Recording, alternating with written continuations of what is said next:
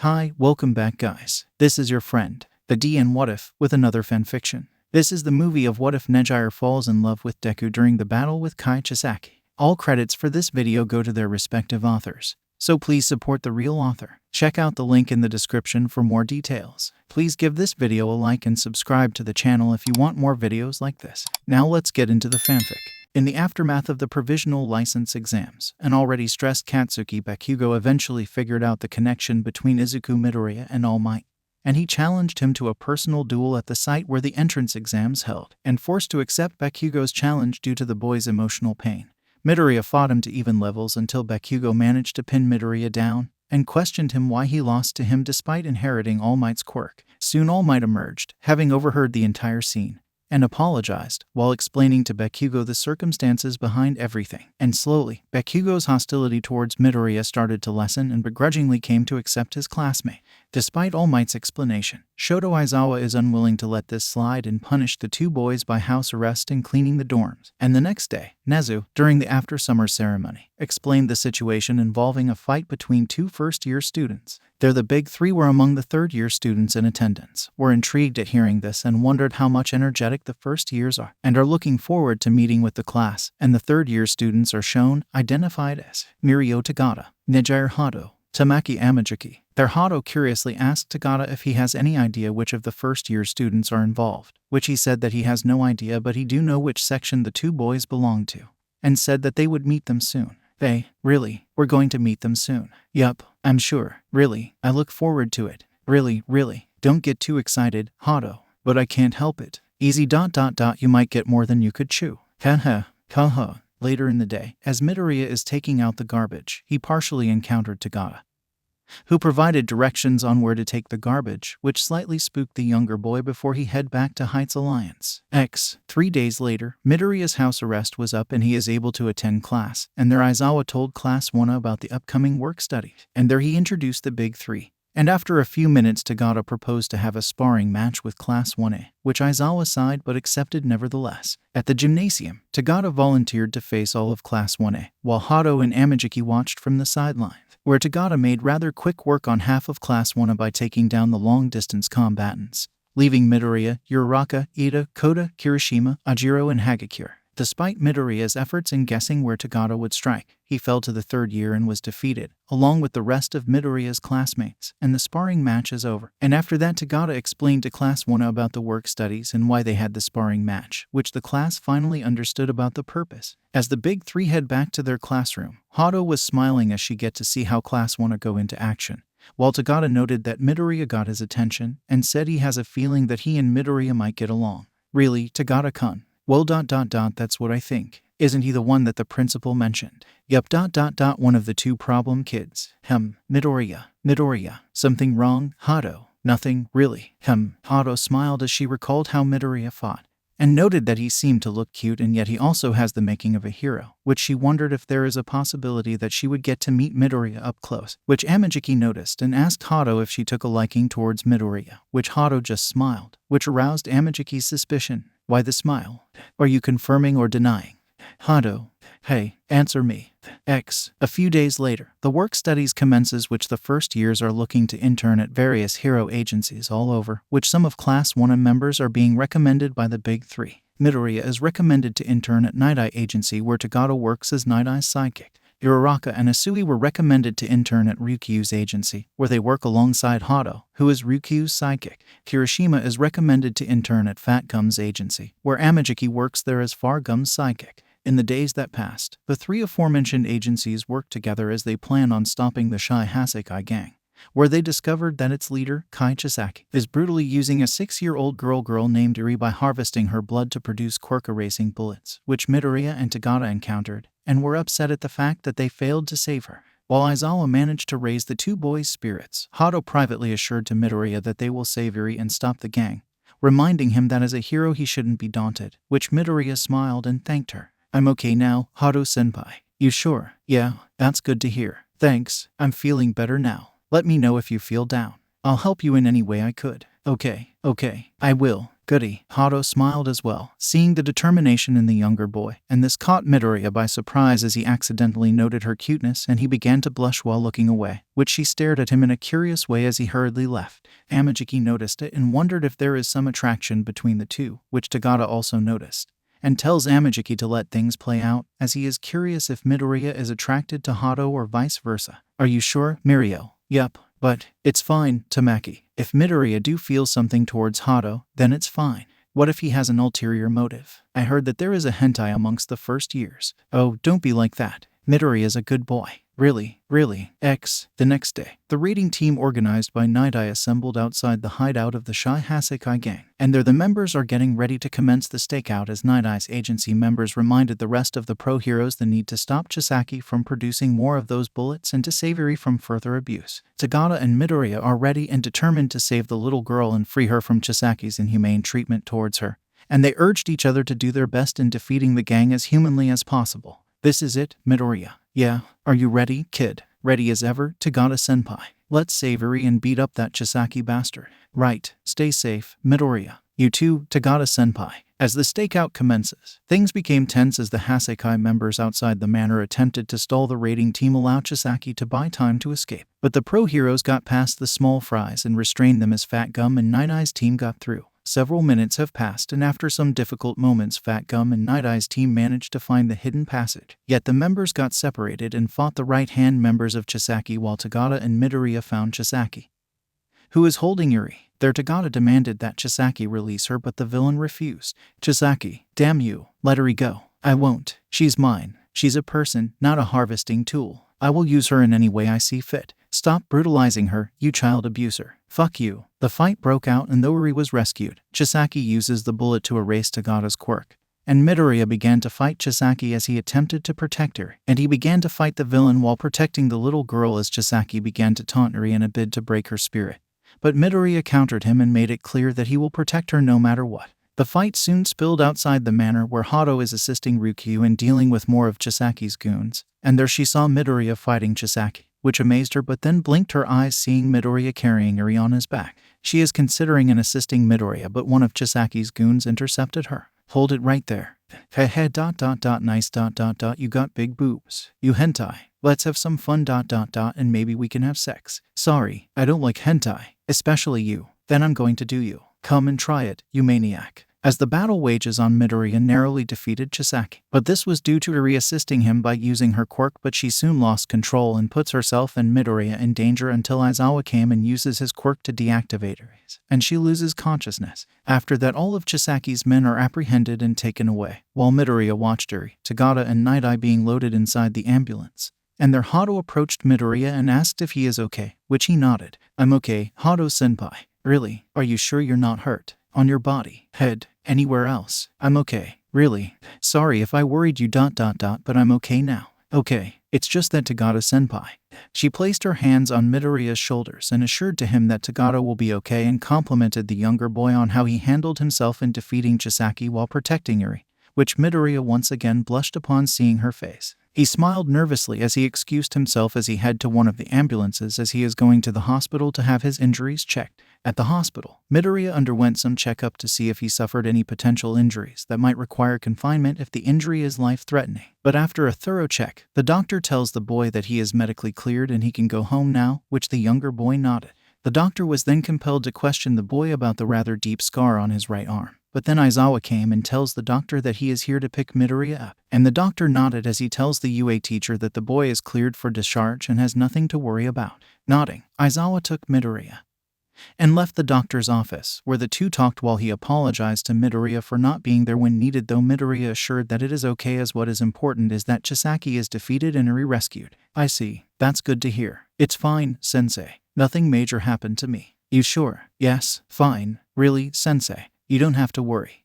There, Midoriya asked how the others are doing, in which Aizawa said that while some took quite a beating, they will be okay, as their injuries are not serious and that they will recover in a few days from now. The students Aizawa mentioned were shown resting inside their hospital rooms, most of them covered in bandages. They are Ijiro Kirishima, Tamaki Amajiki, Fat Gum, Rock Lock. Aizawa told Midoriya that the 3 UA students are resting and that they should recover in about 2 days from now, which made the younger boy feel at ease, but then changed the subject when he asked about Ari's situation. And there Aizawa said that for now she is being quarantined, which surprised the younger boy as he is told that for now he can't see her due to strict observation due to her rewind quirk which she has no control over. Aizawa reasoned that her quirk affects only living things and not inanimate objects, and taking her emotional state into consideration, he said that training her on how to control her quirk will not be an easy task after the suffering she endured in Chisaki's hands. And that's the situation. Ari, for now ... let the doctors do their jobs.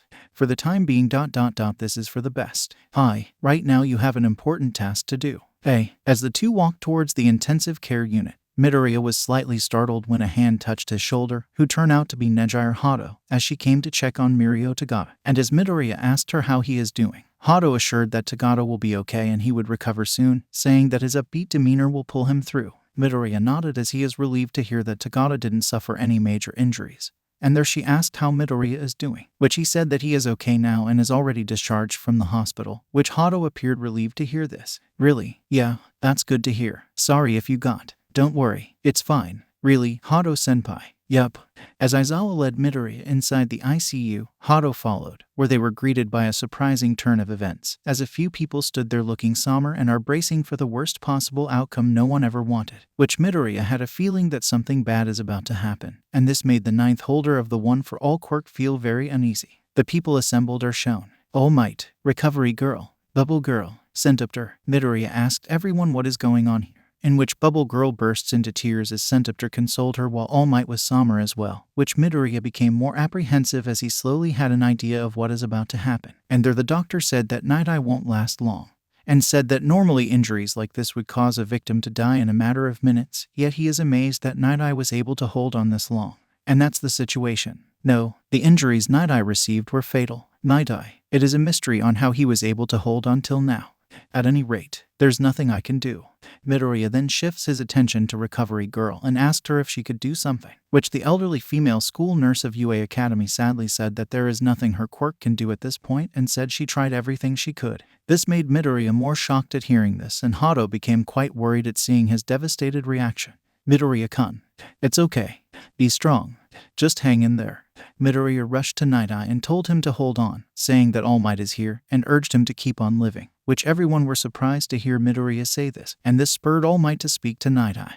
And the two finally buried the hatchet, while telling him that All Might did the right thing about choosing his successor. Tagata came, limping due to his injuries not fully healed, and urged Nighteye to keep on living. He was in tears as he didn't want his mentor to die. Nighteye smiled while silently and secretly apologized to Tagata for trying to use him as a vessel for One for All, and there he uses his quirk, and told Tagata that he will become a great pro-hero. Nighteye then glanced at Midoriya, and uses his foresight quirk, and he saw the future which he too will become a good pro-hero, while also saw that he will find inspiration from someone within the ICU as he glanced at Hado. There Nighteye smiled before expiring, and Tagata wailed at seeing his mentor pass away. Midoriya staggered back before being caught by Hado as he cried, and Hado hugged him as she consoled him as All Might and Recovery Girl went silent. Bubble Girl wept as Centipter hugged her as they lost their agency leader, and now they will have to carry on with the Nighteye agency without him. The next day, Midoriya paid a visit at Tagata's hospital room, in which he is still emotionally down following Nightae's passing, and upon entering, he is surprised to see Tagata doing some exercise while on bed, which the first-year student's sweat dropped at the sight as he wondered if the Big Three member is okay or not. Seeing Midoriya, Tagata motions him to come in, and the Class 1 member asked if he is really okay given the events from yesterday. And there the Big Three member admitted that although he is saddened at Nightae's passing, he couldn't afford to waste time moping and said that Nighteye wanted him to move on and face the challenges coming his way. He told Midoriya that Nighteye died with a smile on his face, and this inspired Tagata to move on and do his best, showing his famous smile, though Midoriya wasn't fully swayed, as he recalled what Nighteye said days ago about Tagata being the more deserving inheritor of One for All, and there he thought he should partially and vaguely ask if Tagata would be willing to accept it. Hey, do you know what you're saying? Yes. Tagata raised an eyebrow as he couldn't believe what he just heard. that Midoriya is willing to pass his quirk to him, and though he has no idea what made the first-year student come up with that, he could at least tell that Midoriya is upset over Nightaye's passing. And there he told the freshman that he would turn it down even if that offer is possible. Midoriya blinked his eyes at hearing this as Tagata said that while he doesn't know why Midoriya is so dejected, he said that if that were possible, this would in turn cause problems for Midoriya, and tells him that he shouldn't feel down as the Big Three member reiterated that this is not the end, stating that he would put his trust on Eri once she learns how to control her quirk. He even said that Midoriya is better off keeping his quirk because of the fact that he would make a fine pro-hero after defeating Chisaki and protecting Eri, hence the first-year student should move on with a smile. And that's that. I'm in no hurry, so you shouldn't think weird things. But I'll be fine, Midoriya. Really. Outside, All Might is eavesdropping on the conversation and is quite relieved that Tagata is able to persuade Midoriya in not giving in to his emotional distress over Nightaye's passing. And soon the door opened where Midoriya is startled a bit in seeing the former number one hero. All Might smiled and said that he came to check on Tagata, which Midoriya nodded. As Midoriya left, All Might went in to see Tagata, and as the two chatted, All Might did notice that Hado came out from the toilet and quietly left to give him and Tagata some privacy. A minute later, Hado saw Midoriya sitting on a bench and she approached him, greeting him in her usual manner, yet he just nodded. And she sat beside him, and there she said that she accidentally overheard his conversation with Tagata earlier and said that Tagata is right in which Midoriya should move on and face any challenges with a smile. She also said that Tagata is not in a hurry to regain his lost quirk as Eri's health comes first, as well as saying that Midoriya will be a good hero after the way he handled Chisaki, and tells him that if he did pass his quirk to Tagata, Midoriya will be the one to become quirkless, and that will put him in danger due to the fact that the League of Villains is still at large. She also reminded that if Midoriya were to lose his quirk, then that would mean he would lose his provisional license and might quit UA Academy because of that, hence he won't be able to achieve his dreams. It's like what Tagata-kun said. It's not the end of the world. He will recover, so count on it. What mattered is that both Tagata-kun and Eri are okay, along with our classmates. So cheer up, Midoriya-kun. Midoriya just nodded silently as Hado assured that everything will be okay, and she gently embraced him, giving him emotional support as he started to shed tears as for the first time he was unable to save someone. Yet Hado reminded him that because of his heroic actions he was able to protect Eri and urged him to move on as a way to honor Nighteye. Midoriya's hands gently embraced her waist as he trembled a bit while shedding tears, and she just smiled as she assured to him that life has to go on, and what mattered is that their work study went well as they saved an innocent life in defeating a very cruel villain. Not far, Uraraka and Asui saw the scene and can tell that Midoriya is upset, seeing him sobbing while hugging Hado. Though Uraraka felt a bit of jealousy, she opted not to get stirred up seeing that Hado is just comforting him. And their Ryukyu came and told the two Class 1 members that what they saw just now is one of Hado's many strengths, which is giving emotional support. Their Uraraka and Asui recall Hado cheering Tagata up when he and Midoriya were upset upon learning what Chisaki did to Eri during the meeting. And the two girls nodded and said that Hado is indeed one of the best among the big three. And that's why I chose Hado as my sidekick. She has something beside a strong quirk. In turn, she saw potential in you too, hence why you were involved in the raid. Kiro, okay, so you two should do your best. Kiro, okay. After a few minutes, Midoriya soon recovered but blushed upon realizing that he just hugged a girl. Though Hado smiled and said that it's okay, and joked that he just got better, and tells him that if Tagata were to see this tender scene he would surely laugh so loud that the hospital staff might make a big deal out of this. Midoriya blushed deeper, yet he is no longer emotionally dejected, and he just nodded as Hado helped him get out of his slump, and he thanked her for it, which she smiled and nodded, and tells him that they should look forward to what comes in their way, and said that their work studies went pretty well and complimented him on how he defeated Chisaki. Midoriya blushed deeper at seeing her smile and charms, and he shyly looked away as sudden emotions suddenly caught up with him. Hado kept on smiling before taking her leave as a nurse called for her. Once alone, Midoriya wondered if Hado cheering him up is a coincidence or not. Several days have passed since the Shai Hassaikai raid. Life slowly returned to normal for the UA Academy students involved in the rescue of Eri, and as Midoriya, Uraraka, Asui, and Kirishima are having makeup lessons to catch up on the classes they missed, they were able to meet the requirements, and hence they were not in danger of being left behind.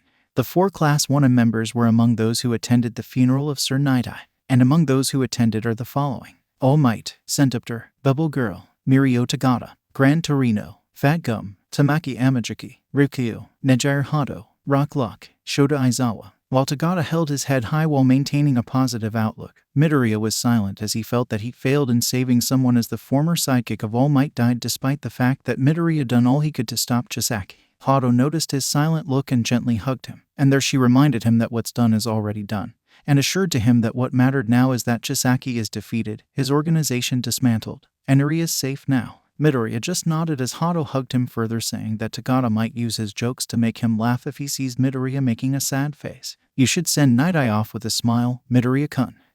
It's okay to feel sad ... but this isn't the end. Right, Hado, senpai, you should look forward. A new day begins. So think positive now. Okay. After a while, Midoriya took a deep breath and slowly regained his composure, and he thanked Hado for cheering him up, which she smiled and said that it is okay. As she pointed out that Nighteye wanted his colleagues to send him off with a smile, which Tagada is doing right now. She tells Midoriya that he should do the same, as this is what Nighteye also wanted. ... and that's that. Okay, feeling better. Yeah, if so ... that's good to hear. Tagada-kun said that humor is important ... so you need to smile. Look at Tagada-kun. Okay, I understand. Then we're cool now. Yeah. Midoriya took her advice and showed a rather optimistic look as the funeral services are ongoing, and after some time Nighteye is buried and laid to rest, and those who attended the funeral and burial are about to go separate ways. Centipter and Bubble Girl tells Tagada not to rush and said that the agency is open and will wait for his return, which an upbeat Tagada assured that he will be back and will put a smile at the agency that Nighteye has left behind. Don't worry, I'll be back for sure. Okay, we'll be waiting. And in 2 years from now we'll recruit Midoriya. And by then I might get my quirk back. That's the spirit. We look forward to that. It's a promise. Yeah. Meanwhile, Gran Torino and All Might are talking, and both are still saddened at Night-Eye's passing. Yet the elderly pro-hero said that thanks to Midoriya, Night-Eye was able to make peace with All Might and acknowledged Midoriya as the 9th holder of One for All, and tells All Might that he should look forward to the future. He then noticed that Hado is comforting Midoriya, and this made Torino smirk as he sensed that a romance is brewing. Though All Might said that this is one of Hado's good traits, yet Torino said that trait might entice Midoriya into developing feelings for the third-year student. Really, sensei? That's what I think. Now, having a romance is a good thing. I guess. You should find one as well, Tashinori. I don't know. Come on now. As the UA Academy students are about to head back to Heights Alliance, Aizawa then asked Tsukachi how Eri is doing, which Tsukachi said that he would contact the hospital and see how her healing progresses, and he will inform Aizawa for any developments. And that is that, Eraserhead. I'll let you know if there are any new developments. I see. From what I heard ... she ... I get it. Just give me a call. Okay, Eraserhead. Thanks, Tsukachi. Midoriya overheard the discussion, and this made him feel concerned as he haven't heard anything about her. And their Hado noticed it, and she assured to him that Eri will be okay as the doctors are monitoring her, and urged him not to worry unnecessarily, as he still needs to focus on his studies. Midoriya nodded and said that he will, which Hado smiled and said that once semestral break commences, she would ask him to hang out with her, which made Midoriya blush, as he felt that she is inviting him to a date. Hang out. Yep, you and me go to the mall and stuff. Is it okay with you? Well, if that is okay with you. Yeah, it's settled. A date. Aizawa overheard it and wondered if this is a good thing or not, which Torino smirked while All Might face-palmed as he sees that his charge is about to get embroiled into something. Yet Ryukyu said that this shows that Hado is looking forward with optimism and Tagada is doing the same. Hence Midoriya would benefit from having a good friendship with the big three of UA Academy. Really, Ryukyu? Yes, Mr. Torino. I guess letting the kids go on a date with that girl might be beneficial. Perhaps. Midoriya was shaken after seeing Nighteye pass away, and Hado would be a big help in getting the boy to get over the grief he experienced. Do those kids need a chaperone? Oh, there's no need. Meanwhile, Amajiki overheard it as well and wondered if Hado is getting too cozy with Midoriya, and he sensed that the younger boy is taking advantage, as if Midoriya is having an ulterior motive towards Hado, which made him feel wary. Tagada smiled and assured that Midoriya is not like that, reiterating that Midoriya is really a good boy and not perverted, reminding Amajiki that Midoriya has a soft spot for girls like Eri. But Amajiki said that Hado is a different case. They watched as Hado affectionately hugged Midoriya as she tells him that she knows of a good place where they can hang out and talk privately, much to the younger boy's embarrassment. And there Tagada pointed out that Hado and Midoriya are getting along well. Look, Tamaki. Hado and Midoriya are in good terms, and you can see that they're comfortable with one another. I don't know. Trust me, Tamaki. I've worked with Midoriya a few days ago, and I can tell that he's not a maniac. Really, Mirio? Yeah. Several weeks later, life at UA Academy is ongoing, and soon the school announced that the upcoming school festival is approaching, and the students are excited and are now gearing up as they are preparing plans on which programs would they make for the school festival. Yahoo! School festival is just around the corner. Alright, this is great. I'm getting excited. Food stalls, the booths, the beauty contest, This year is gonna be great. Haha. Meanwhile, Midoriya, Uraraka, Asui and Kirishima are having one last makeup classes, and before they are about to be dismissed, Aizawa told Midoriya that Eri has regained conscious and has calmed down.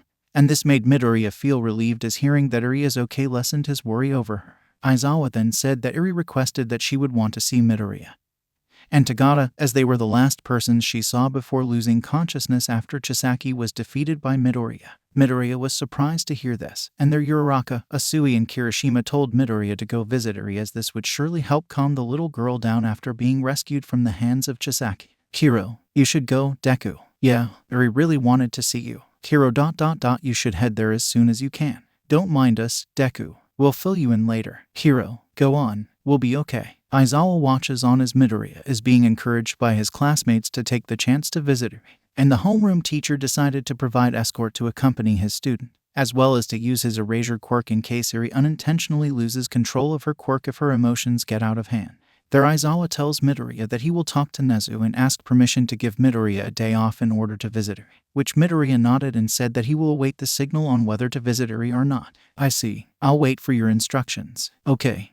Just be patient, Midoriya. I understand. Good. A few days later, the scene shifts at the hospital where Eri is currently confined, and so far there is nothing wrong with her, as she appeared to be stabilized and that her quirk showed no signs of going out of control. And yet some doctors and nurses are wary towards the innocent little girl. As the nurses are watching over her, they saw Midoriya and Tagata arriving, with Aizawa accompanying the two students, and the head nurse privately questioned Aizawa if this is necessary, claiming that the girl might pose a threat if her quirk goes out of control again. This made Midoriya feel provoked as he sees this as a low blow and an intentional jab towards Eri, which he believed is a form of frustrated bullying, and he sternly grabbed the nurse by her collar and spoke to her in a harsh tone, warning her not to say like that or he will be willing to go all out. Tagata was surprised and concerned, and urged Midoriya to calm down and ignore what the rude nurse just said, though he was unwilling at first, as he is glaring at the nurse, who looked defiant and unremorseful for her actions towards Eri. You better not say those words to Eri. I swear ...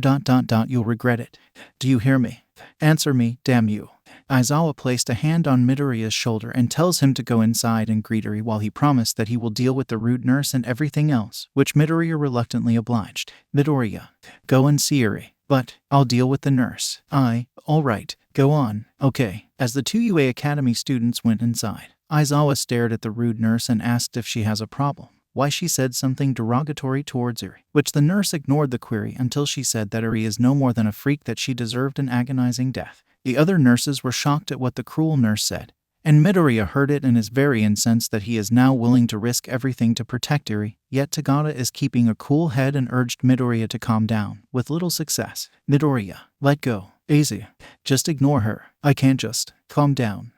Suddenly, Hado showed up, and overhearing what the cruel nurse said, she approached her and delivered a straight punch to the nurse's face, hitting her nose, and the impact sent her back against the wall, and she wailed in pain as she now suffered a broken nose as Hado tells the nurse that she better quit this job if all she ever do is bully the helpless children. Midoriya was surprised to see what Hado did, and she smiled and nodded at him, which Tagata got the message and tells him that they should go see Eri now, though Midoriya is worried that Hado would be sanctioned as she smacked the nurse in front of Aizawa. Aizawa, however, said that he will deal with this and urged Midoriya to go see Eri, and Hado encouraged him to do as told, saying that she will join him shortly as she too wanted to see Eri. Nay, Midoriya-kun, Hado-senpai, go and see Eri, but I'll deal with the nurse. All right, go on, I'll join you guys shortly. Okay, Midoriya nodded and went inside the hospital room as he and Tagata are going to see Eri, while the nurse threatened to sue UA Academy for this outrageous action. But the hospital director showed up. Having witnessed everything, he told the rude nurse that she is fired and she won't receive any separation pay whatsoever. Moreover, the hospital director said he will see to it that she won't be hired to any other hospitals after showing that he recorded the incident.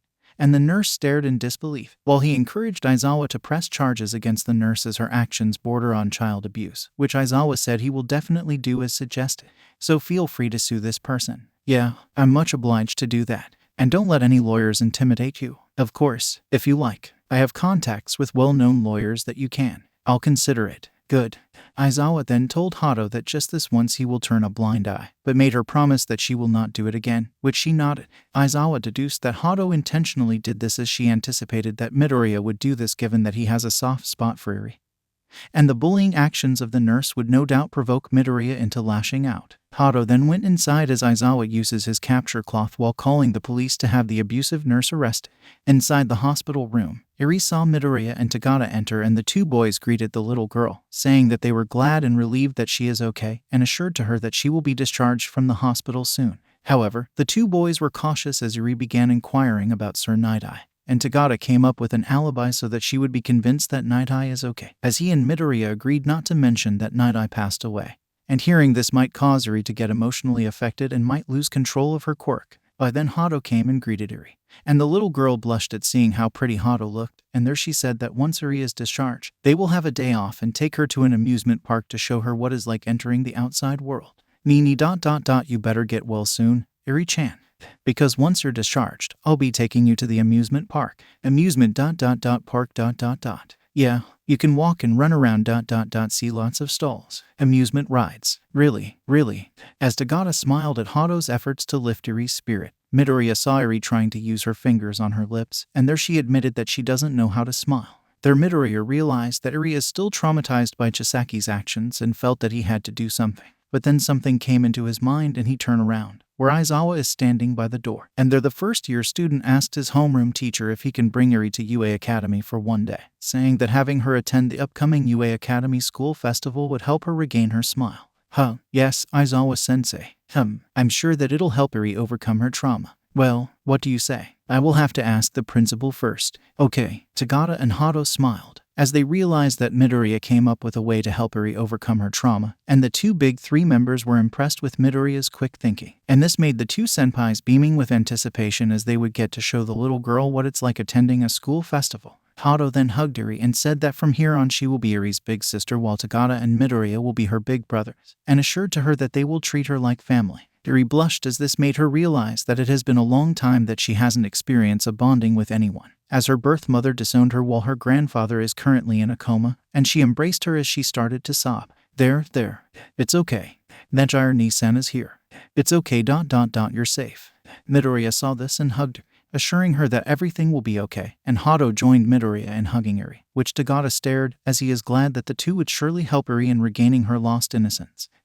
Several days have passed, and after another passing of time, it was the start of the countdown towards the UA Academy Sports Festival, and Class 1 is having some practice, as they all agreed to do a concert with dancing, with Bakugo, Yaoyorozu, Kirishima and Takoyami playing the instruments while the rest would do the dancing. As Midoriya, Uraraka, Asui, Kirishima, Ashido, Minta and Ida are outside the dorms, they saw Tagata arriving, with Eri behind him as she is shy due to her setting foot at Heights Alliance for the first time. And some of the Class 1 members were taken in by Eri's innocent, yet cute charms. Wow, so cute. Adorable. So that's Eri. She's so innocent. So that's the girl that Midoriya and the others rescued. Look at her. She is like Midoriya's sibling. As Midoriya greeted Tagata, the latter told him that Nezu accepted Aizawa's suggestion, saying that it would be a good for Eri to experience having fun. But Nezu recommended that Eri should be given a tour of UA Academy so that she would get used to it and not be overwhelmed. Tagata invited Midoriya to tag along, which he nodded. And there the two UA Academy students took Eri and head to UA Academy to give her a tour of the campus so she would be familiarized with the setting. At UA Academy, Tagata and Midoriya, wearing only casual clothes, gave Eri a tour around the campus, and Eri looked around as she was awed at the campus surrounding, as well as seeing that the students are preparing to put up the various stalls in preparation for the upcoming school festival. As Tagata is explaining to Eri about what she sees, Midoriya wondered if the school would be okay as he recalled about what Kaminari mentioned a few days back during class about the possibility that villains might strike preemptively without warning. Yet Aizawa said that things would be okay. By then Eri was startled when a prop of a dragon suddenly appeared, and as Tagata assured to her that it is okay, Midoriya is surprised to see Awase, Tetsu and Monoma there, carrying the dragon-like prop, which Eri said she thought it was Ryukyu. As Midoriya explained to the little girl that what she saw just now is only a prop, Monoma took a jab and taunted Midoriya, saying that he should find a job and work as a nanny if he liked kids that much, which made Tagata feel provoked as he sees Monoma using Eri as an excuse to take a swipe at Midoriya. Awase then knocked Monoma out and apologized, as he guessed what is happening after seeing Tagata giving a facial reaction as Monoma is using the little girl to taunt Midoriya. He then told Midoriya that they are practicing for a play for the upcoming school festival and said that Class 1 had better give their best, which Midoriya nodded. So we're cool. Yeah, you do your best and we'll do ours. Right. Just try to have fun and give out your best performance. Right. Then see you. Thanks. As Tetsu in a waist drags a disoriented Monoma away, Tagata apologized to Eri for seeing the dark side of Yue, which made her wonder what he meant. While Midoriya is baffled after a waist said that Kendo is being groomed to participate in the upcoming beauty pageant of the school festival, Tagata asked Midoriya what is wrong. And Midoriya said that Aizawa didn't mention anything about the beauty pageant, and the big three member said that the next person they are going to visit happened to be a contestant as well. Really? Yup. Is she? A third year? Come on. I'll show you who. Oh okay. Haha. As Tagata led Midoriya and Eri towards the third-year school building, Eri saw many students in the hallway and clutched her hand onto Midoriya, as she is a bit overwhelmed at the surroundings she just saw. And there some of Tagata's fellow third-year schoolmates are surprised and assumed that he is Eri's father and began barraging him with questions. Tagata, please be honest. Is this the reason why you're taking a hiatus from UA Academy?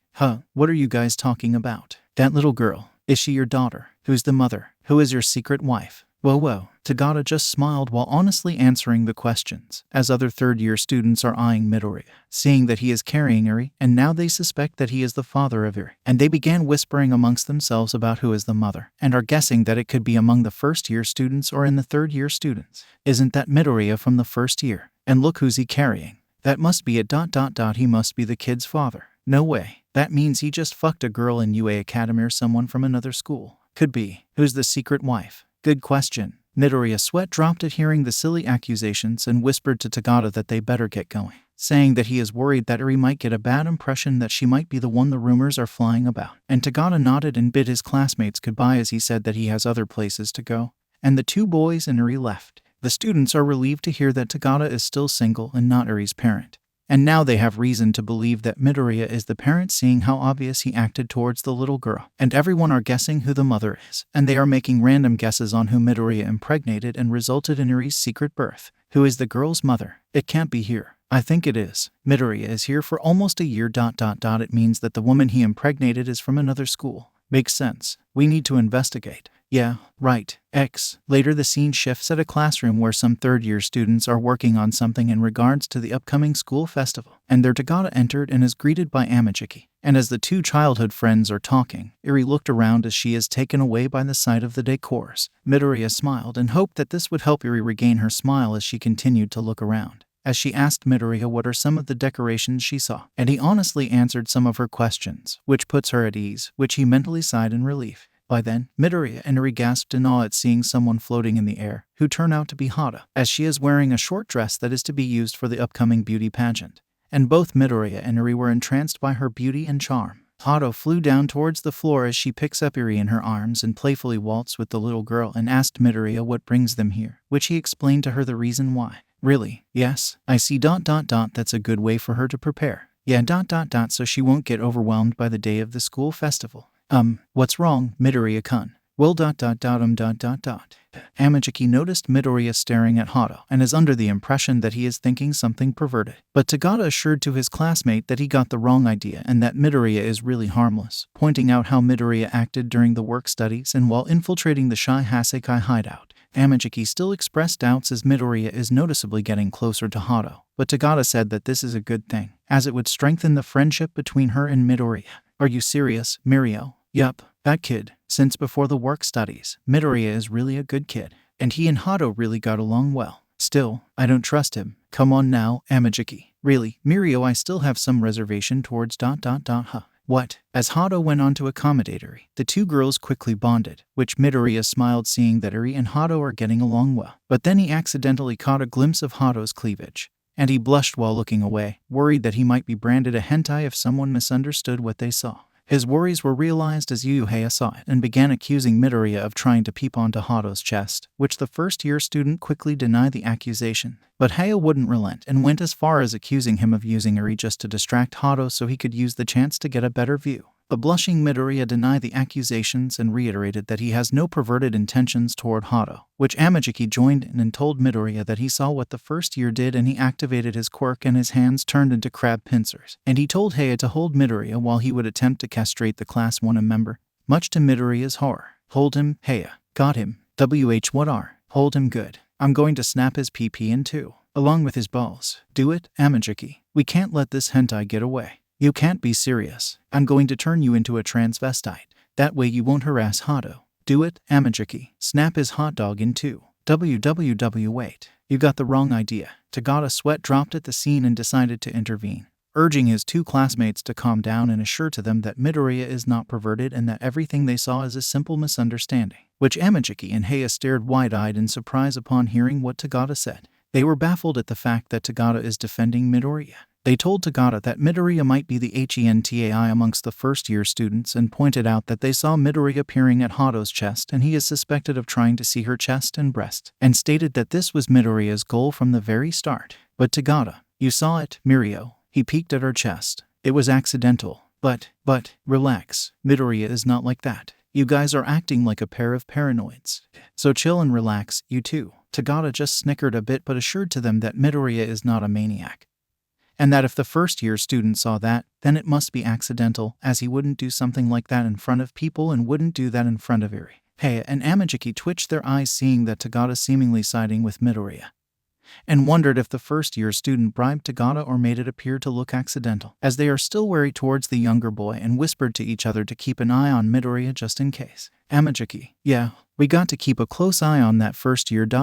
he might be. Understood. Who knows what that kid is planning. Right, we should do this discreetly. Got it. Meanwhile, Hado is spending a bit of time playing with Eri, and as Tagata said that he and Midoriya are going to continue giving Eri a tour. Hado volunteered to come along as she wanted to tag along with them, which Tagata smiled and said she is welcome to join them, much to the big three members' delight. Nini ... can I join? You want to tag along with us? Yup. If you're free ...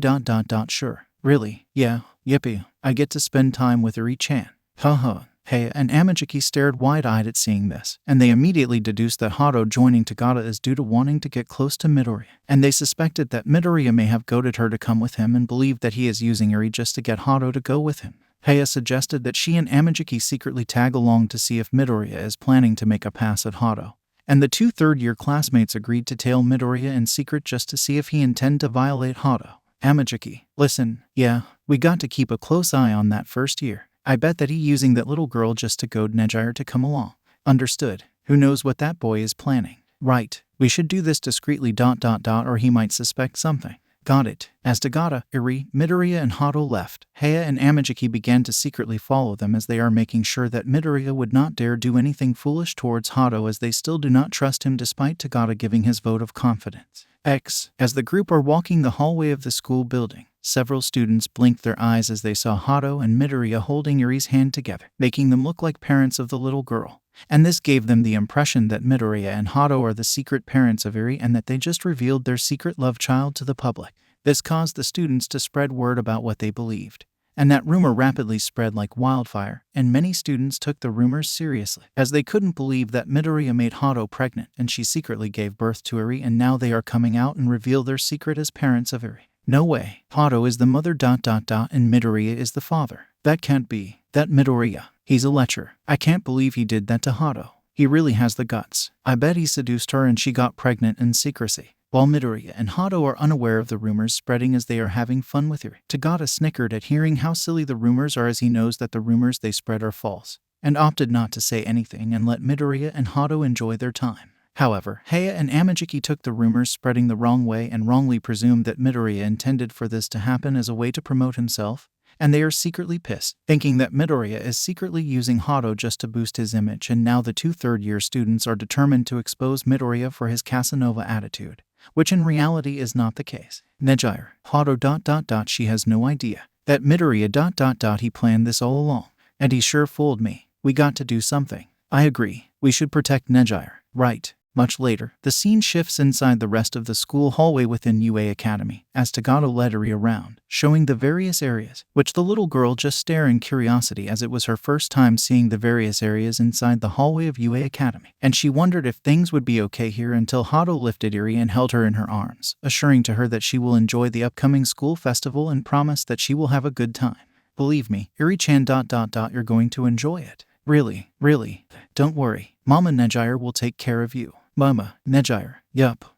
Behind them were Heya and Amajiki, and their eyes were glued towards Midoriya, as they still suspect that he might be the pervert amongst the first years, and are still wary towards him despite Tagata assuring that Midoriya is not a perverted person. Yet both Heya and Amajiki are not taking chances and are making sure that Midoriya does not do anything perverted towards Hado, vowing to take action if he attempted to even try peeking at her skirt. Amajiki, yeah, you know the drill. Yeah, the moment Midoriya try anything funny, we pounce him. Good, we're all set, right? As Hado playfully carried Eri, Midoriya was walking behind, and saw Hado and Eri seemingly getting along, and sees that they make a good pair as siblings. Though he is unaware that earlier, some UA Academy students suspect that Eri is Hado's child, due to them misinterpreting what they saw. Hence he had no idea that rumors are starting to fly about him and Hado being the secret parents to Eri. And he also have no idea that He and Amajiki are onto him due to them wrongly believing that Midoriya is lustfully after Hado. By then Midoriya suddenly blushed after accidentally recalled what happened earlier, which he unintentionally saw Hado's chest while rehearsing for the beauty contest.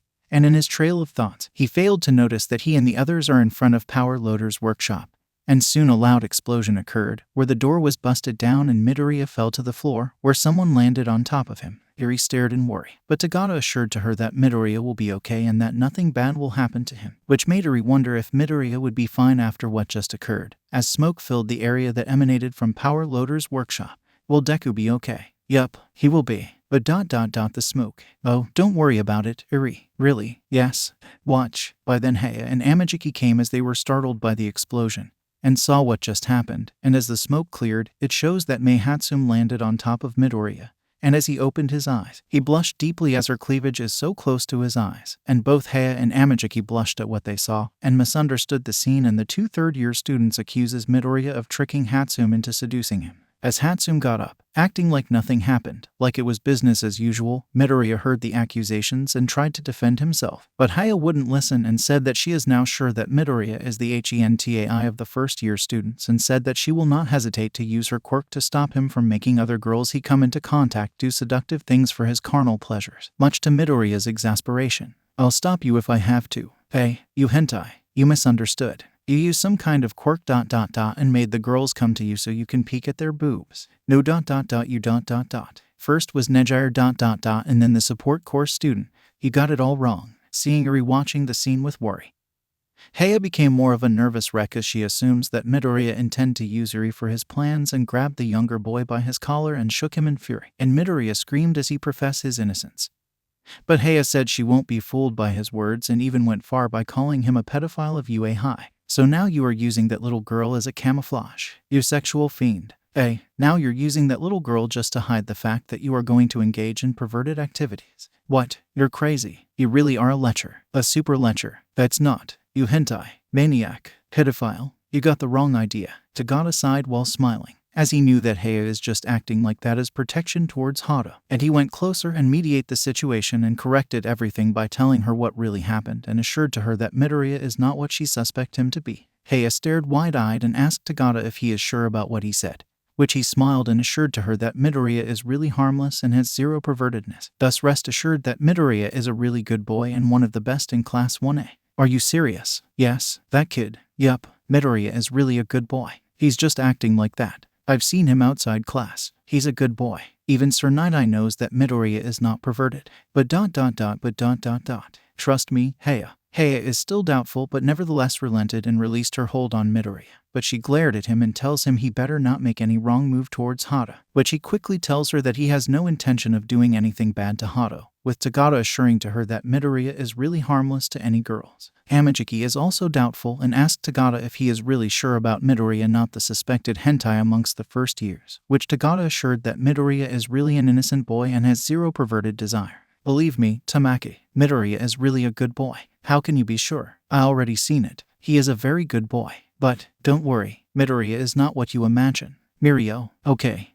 After that, Heya and Amajiki stand down, and Midoriya sighed as he thanked Tagata for helping him out, which the third-year student smiled and said it is nothing while apologizing for Heia's actions, saying that she is Hado's best friend and she is looking out for Hado and to protect her from perverts and the like. Really, Tagata-senpai? Yup, she's acting like an Amazon. Heya is just like that, but she is protective towards Nejire. Really? Yes, really. I don't know, senpai. Ho. After that, Tagata led Eri and Midoriya to another tour, which Hado tagged along, and everything went well until it was late in the afternoon. And there it was time for Tagata to return Eri to the hospital. And he promised to Midoriya that he and Eri will attend the school festival and make Eri enjoy herself to the max. Midoriya nodded and tells him and Eri to attend the concert that Class 1 will hold.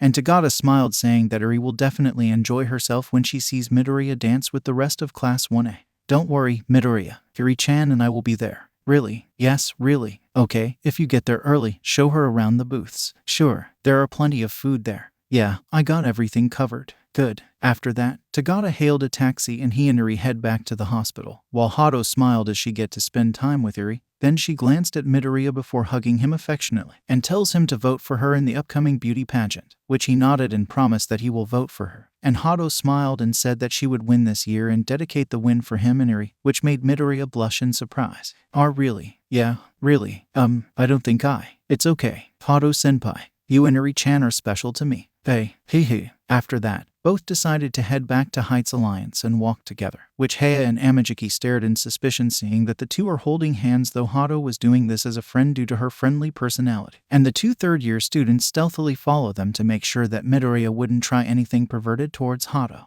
As Midoriya and Hado are walking, she asked in curiosity what Class 1A would be doing once the school festival commences, and there he told her that Class 1A would do a concert where there would be singing and dancing, which he said that Eri would be watching. And there Hado realized that it would be good for Eri to see it.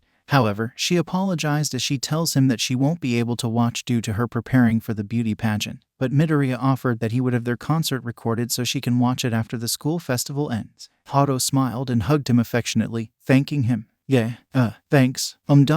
Sure. Now I'm really pumped. Okay, let's give our all at the school festival. Right, not far. Amajiki and Heya became more suspicious and had a feeling that Midoriya is planning something, and both agreed to keep an eye on Midoriya and confront him once his perverted intentions became known. Several days later, it was the day of UA Academy's school festival, and everyone, teachers and students, are gearing up and are determined to give their all to make this year a memorable one. While the scene shifts at the hospital where both Tagata and Eri are boarding a taxi as they are heading for UA Academy, as they are looking forward to enjoy themselves and to watch Midoriya perform during their concert program. You ready, Eri? Yeah. Don't worry, you'll enjoy it. Yeah, and there will be lots of food and snacks. Okay. So cheer up. Okay. Several days later, it was the day of UA Academy's school festival, and everyone, teachers and students, are gearing up and are determined to give their all to make this year a memorable one. While the scene shifts at the hospital where both Tagata and Eri are boarding a taxi as they are heading for UA Academy, as they are looking forward to enjoy themselves and to watch Midoriya perform during their concert program. You ready, Eri? Yeah. Don't worry, you'll enjoy it. Yeah, and there will be lots of food and snacks. Okay. So cheer up. Okay. Several minutes later, the taxi arrived at UA Academy, which Tagata paid the cab driver and Eri got off, and both Tagata and Eri entered the academy. But she is taken aback at seeing so many people, and Tagata assured that she will enjoy the school festival, which the innocent little girl just nodded. It's okay, Eri-chan. That's how festivals like these do. Attract a lot of people. Really? Yes. So don't worry. Okay. Tagata then led Eri within the school grounds and he told her about the various booths and other stalls, in which Eri just nodded, while the two bonded and are touring the food booths and the such. Other UA students blinked their eyes at seeing Tagata and Eri, and having heard that the big three member taking a break from UA Academy, they began to suspect that Eri is Tagata's secret child, which in reality is not true. Hey, no way. Is that the reason why Tagata took a break? Tagata is secretly a dad. Damn, who is the child's mother? I wonder. As the minutes passed, Eri has been to various booths, and while she is fine, she couldn't bring herself to smile, though Tagata told her to take her time as she will enjoy the school festival. Enjoying? Yeah, still, I can't. Don't worry, take your time, Eri-chan. You'll enjoy it here. Okay. While everyone is busy preparing their respective programs, the scene shifts near UA High Grounds where Midoriya is facing off against Gentle Criminal, and both are passionate about something which puts things on the line, with both cannot afford to lose. Gentle Criminal wants to gatecrash the UA High Sports Festival to make his live videos uploaded to the various social media so that he would gain lots and lots of attention, making him an attention seeker. Midoriya, on the other hand, is intent to prevent Gentle Criminal from accomplishing this, as this would cause the school festival to be cancelled even if it is a mere false alarm, which he doesn't want that to happen, as he promised Eri that she would enjoy the festival and make her smile again. I won't let you ruin the school festival, but I need to show myself. A child's smile is at stake here. I still want to show up. I won't let you. Then I'll force my way through. I will stop you. The battle went back and forth, and despite La Brava's intervention, Midoriya would not be denied and eventually made Gentle Criminal concede defeat. Just as pro-heroes, High teacher's ectoplasm and Hound Dog arrived, and both Gentle Criminal and La Brava are taken to police custody. Ectoplasm talked to Midoriya and got the gist of what happened, and tells him he did well in holding Gentle Criminal off to allow help to arrive, while showing concern that Midoriya got a minor busted nose and bruises on his face, though the class 1 student assured that he is okay. Don't worry, sensei, I'm good. Are you sure? Yes, you should go see Recovery Girl and have her treat your injury. Okay, you still have time, so go to her clinic now. Okay, let's go. While Hound Dog berated Midoriya for acting selfish, he still tells him to go to UA High for his classmates are waiting for him, and soon he got back to his classmates just in time to prepare and get ready for their concert program, which majority of the students are there. And amongst the audiences are Tagada and Eri, as she felt nervous about this, but Tagada assured to her that she will enjoy the concert. It's okay, Eri-chan. You'll love this one. Yeah, will Deku show up? Yes, he will, Eri-chan. You'll see him soon enough. Okay. By then Class 1 began the concert, which Kyoka Jiro served as the lead guitarist and vocals, while Bakugo, Takoyami, and Yaoyorozu served as the guitarist, drummer, and pianist respectively, and the rest as dancers. And as the performance went on, many of those who watched the concert were taken away by the sheer thrill, and they all ended up singing, dancing, and they were cheering for Class 1A. And Eri smiled for the first time since being disowned by her own mother. Tagada was overjoyed as he saw it, glad that Chisaki's influence on Eri has finally been erased. And now Eri's road to recovery is now set and would soon be able to adjust to normal life.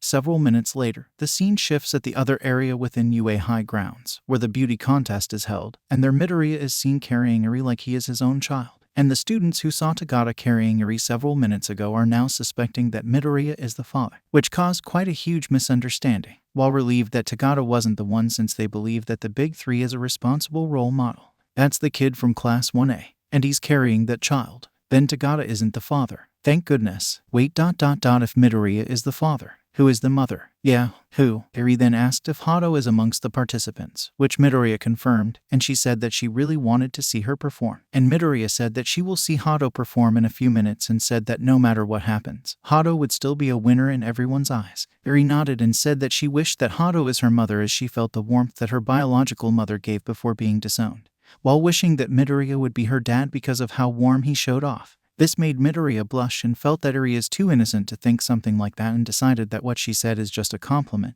and assured to the little girl that everything will be okay. It's okay, Eri-chan. I'll be here for you. And Hado-senpai will be here for you. Really? Yes.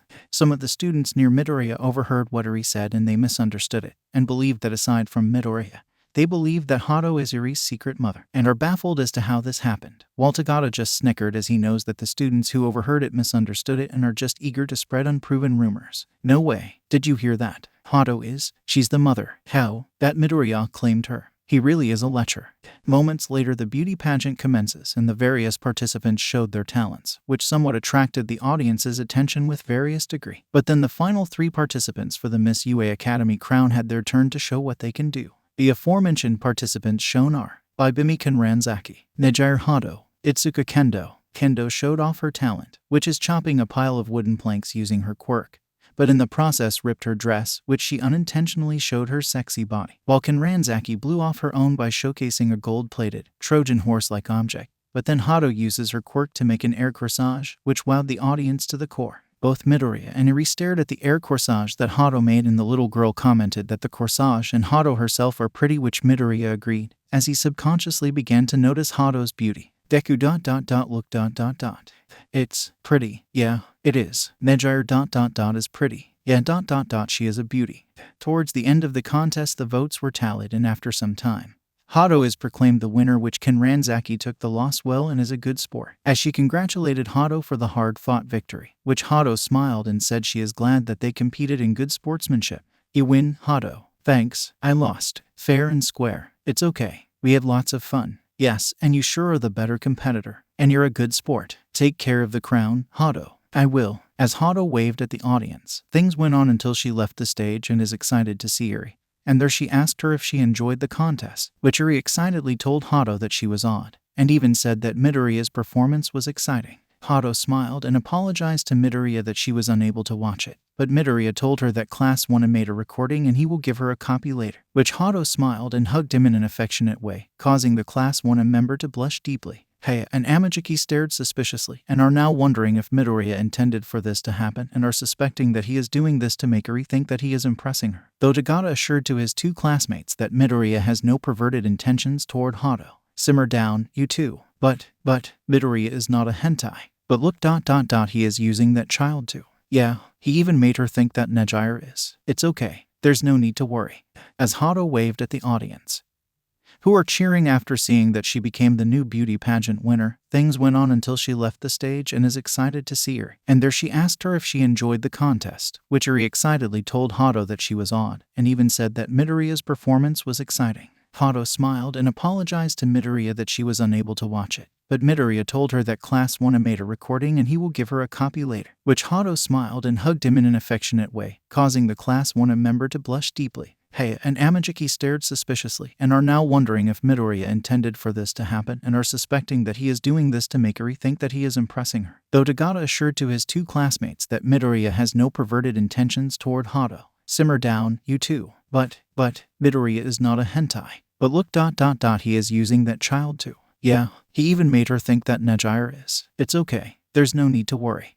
After that, the UA students resumed in checking out the other programs, while Hado, Tagata, Eri and Midoriya hang out with each other, where they passed by several food booths and Eri saw one that sells apple-flavored candies, and she pointed one, which Tagata asked if she wants one. Tagata Nai-chan. Yes, can I have one? That? Yes, sure. Here. As Tagata took Eri to the food booth, Midoriya is left alone with Hado, and she smiled at him, thanking him for voting for her at the beauty contest, which made him blush and said it is nothing, admitting that she's not only cute, but also sexy in a way, which made her smile even more. Really? Why yes, really, I look sexy to you. Why yeah, thanks, it's nothing. You sure are romantic. And not at all. As Midoriya was suddenly taken in by her cuteness, a pair of UA students came and pointed out that Midoriya and Hado were stepping on a yellow circle, which indicates that they are chosen, which made the two teens wonder what this is about. And a few minutes later, both of them are at the marriage booth, where it is revealed that any boy with a girl stepping on the yellow circle would subject them to marriage, which is a mock wedding. Soon word reached some of Midoriya's classmates about the marriage booth and both Mainta and Kaminari became intrigued,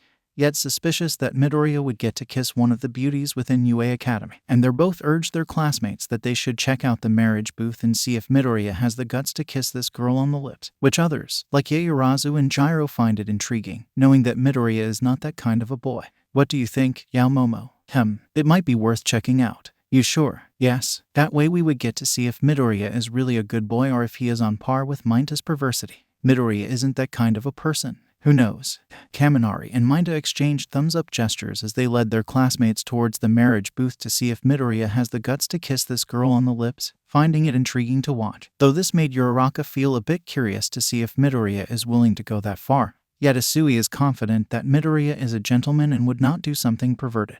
Really, Tsu-chan? Hero ... that I believe. Yeah ... you're right. I know Deku ... he's not the kind of guy who would. Not to mention that Midoriya-chan is shy around girls. You're right. Hero ... we should check it out. Right. The next scene shifts at the wedding booth, where Midoriya and Hado are there, with the former blushed at this while Hado seemingly did not mind it. And there a mock priest stood in front of them, where he began to officiate the wedding rites, and their Hado cheerfully told Midoriya just to play along, which made the younger boy blush deeper. Soon the rest of Class 1 arrived and are surprised to see who Midoriya's wedding partner is, in which Kaminari and Mainta are shocked and envious to see that of all the girls it was Hado, and they were dumbfounded on how she became Midoriya's wedding partner in the mock wedding. Wo ... am I an Etia ... did you? No ... in no way.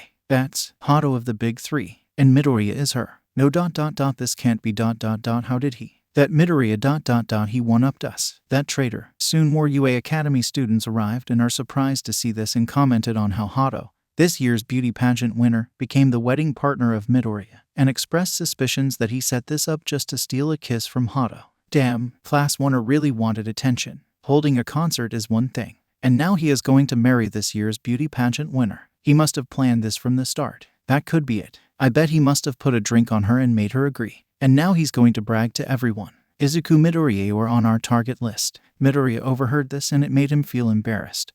But Hado assured to him that things will be okay and all he had to so is play along, which made him hesitant, yet he slowly did as told. And there the wedding ritual commences, and minutes later the mock priest made the final rites, which he asked the couple if they consented to get married. Do you, Nejire Hado take this boy as your husband? I do. And you, Izuku Midoriya take this girl as your wife? I do. Really? Yeah. In that case, I now pronounce you husband and wife. You two may kiss. Giggle. After that, the mock priest tells the couple to exchange kiss, which Hado smiled and saw Midoriya taking a deep breath and hesitantly went near her, and she did the same. Where both intend to just do a simple peck on the cheek, but Midoriya seemingly loses his balance and accidentally went forward a bit fast and accidentally made a passionate kiss, which the mock priest stared in surprise, seeing that it looked like a real kiss, and wondered if Midoriya and Hado are a real couple or not. Both snapped back to reality, where Hado just smiled, though there was a bit of a blush on her cheeks, while Midoriya blushed deeply as he got his first kiss and had just made a passionate one to a senpai like Hado. Midoriya became worried that he may have violated her and leave a very bad impression. By then, Tamaki Amajiki passed by and is rather shocked at what he just saw and assumed that Midoriya made a pass on Hado, and discreetly demanded an explanation for this, and a nervous Midoriya said that it was accidental in nature. Hey you Amajiki-senpai, what the fuck did you just do? You sure have the guts to make a pass on my classmate. And no that's. I'm betting you want to take her somewhere and... Why, you got the wrong idea. Midoriya became more worried seeing that Amajiki misunderstood what he saw, but then things took a hilarious turn as Minta and Kaminari were in a state of disbelief at seeing what Midoriya did and believed that he was planning this all along, which unknown to them, it was not true, and they began to accuse Midoriya of this treachery, much to Midoriya's exasperation. Midoriya. Hey, Midoriya. Huh, so this is why. You were aiming for this from the start. What? Wait, you got the wrong idea. Now I really misjudged you. First you tried to peek at Hatsume's chest before the provisional license exam ... Then during the provisional license exam you even managed to get close to the naked Kouhai chick ... And now you even stole a kiss from this year beauty pageant winner and one of the big three. You sexual maniac. I bet you want to seduce her because her flying quirk can take you up and have sex in the air once you two are alone. You got the wrong idea. That's not true. I have no ECCHI thoughts towards Hado-senpai. Honest. Eri watched the scene innocently and asked Tagata what Minta and Kaminari are talking about, as she did not understand the topic, which the big three-member sweat dropped and tells her that Minta mistakenly think that Midoriya did it on purpose about kissing Hado, and assured to her that what she saw a while ago is just a game. ... And that's that. Really? Yes, really. It's fine, I tell you. Are they going to be okay? Don't worry, they'll be fine.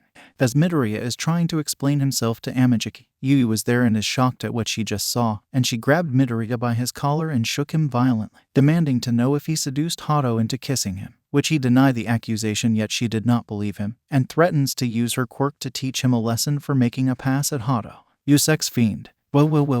What did you do to my best friend? Well. How dare you? Well. Are you planning to drug her in secret and take her virginity? I won't let you. I'll kill you if I have to. Well. Amajiki initially appeared neutral as he is unsure whether to intervene and calm Yu down or join in at interrogating Midoriya, though he can hear the whispers from other students, commenting on how a first-year student is able to steal a kiss from the winner of this year's beauty contest of the sports festival, and commented on how lucky Midoriya is. Man, that kid is lucky. Indeed. Wait. I sent that Midoriya of Class 1A. Whoa, he just kissed the pretty girl of the big three. That kid is really lucky. No way. That, coupled with some comments that if luckier, Midoriya might get a score in an upset, which made Yu more concerned and panicked, and shook Midoriya even harder, threatening to use her quirk to dissuade the younger boy from claiming Hado's virginity, which Midoriya had to defend himself from Yu's accusations. You damn nymphomaniac. So that's your plan. Well. You were aiming for this from the start. Well. You won't succeed. I won't let you.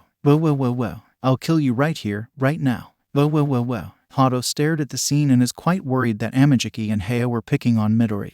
Then she saw Tagata snickering a bit while sweat dropping, which she just smiled, but then she noticed that Eri looked a little worried.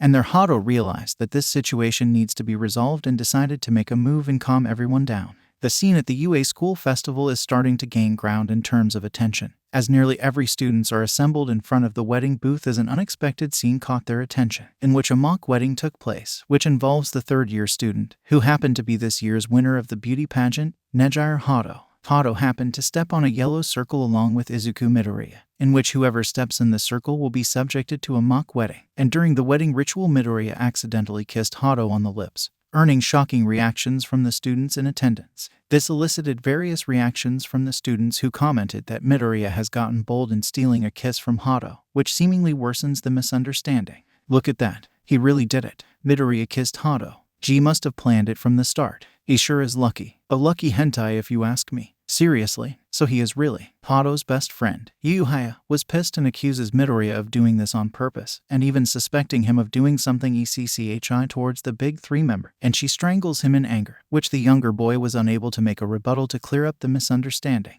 You sex fiend. Whoa. What did you do to my best friend? Whoa. How dare you? Whoa. Are you planning to drug her in secret and take to your dorm room so you can steal her virginity? I won't let you. LL kill you if I have to. Whoa. Kamijiki initially appeared neutral as he is unsure whether to intervene and calm you down or join in at interrogating Midoriya, though he can hear the whispers from other students, commenting on how a first-year student is able to steal a kiss from the winner of this year's beauty contest of the sports festival, and commented on how lucky Midoriya is. Man, that kid is lucky. Indeed. Wait. I sent that Midoriya of Class 1A. Whoa, he just kissed the pretty girl of the Big Three. That kid is really lucky. No way. That, coupled with some comments that if luckier, Midoriya might get a score in an upset, which caused you to get paranoid and panicked, and shook Midoriya even harder, threatening to use her quirk to dissuade the younger boy from claiming Hado's virginity, which Midoriya had to defend himself from Yuu's accusations.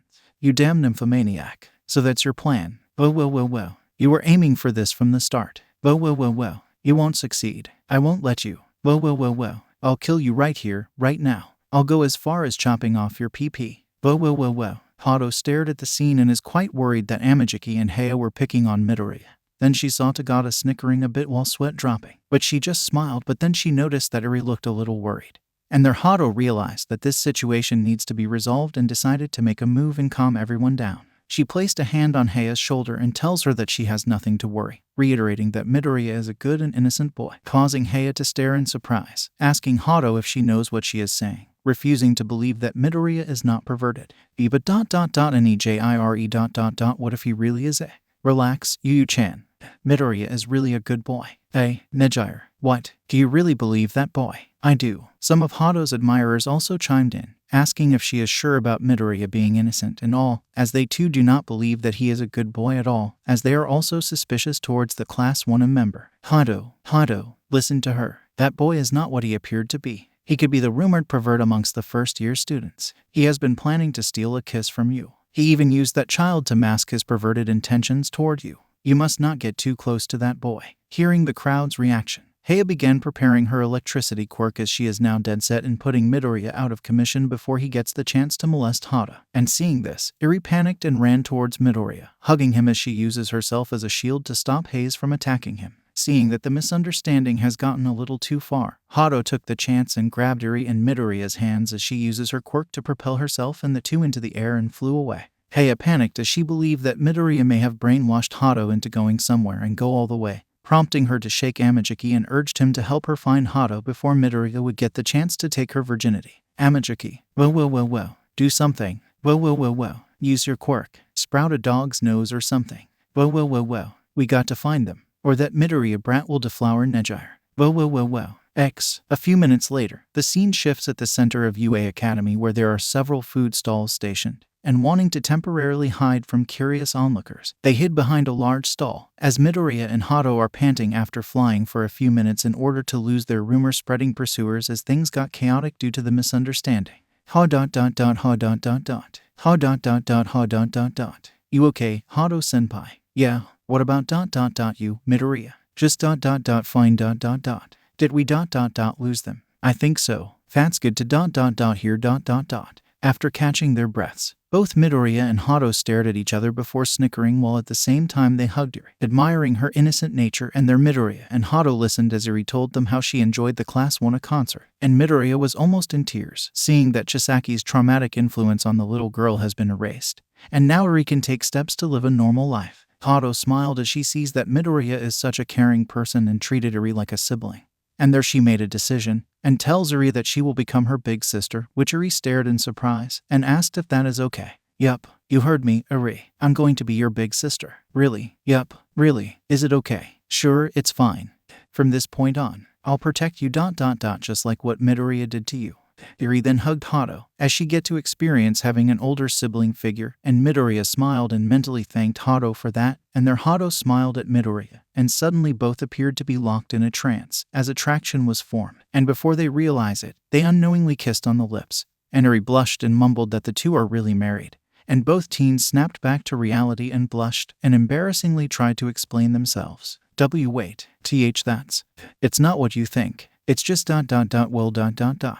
Just forget what you saw, Eri-chan. Why yeah, unfortunately. Their rumor-spreading pursuers within UA Academy caught them and even recorded the kissing scene, while at the same time commented that both Midoriya and Hado have become so brazen that they kissed in front of Eri, and whispered amongst themselves that Midoriya and Hado are indeed the secret parents of Eri, much to the two UA Academy students' embarrassment and dismay. So it's true, those two are the secret parents, and Hado is already a mother, so Midoriya is really the father. That guy really have the balls. He screwed Hado and now they have a secret kid. No way. And I thought Hado is single, wanting to get away, and seeing that Hado need to conserve her stamina after using it to fly minutes ago. Midoriya held her and Eri as he uses full cowling and jumped away from the area they are in and went towards Heights Alliance, which he felt it would be safe, though his actions were seen by most of Class 1A, specifically the following students: Uraraka, Asui, Yaoyorozu, Jiro, Mainta, Kaminari, Ashido, Hagakure. There they go. Midoriya is carrying Kendo, Deku, Hiro, so there is something going on between them. That smooth-talking bastard ...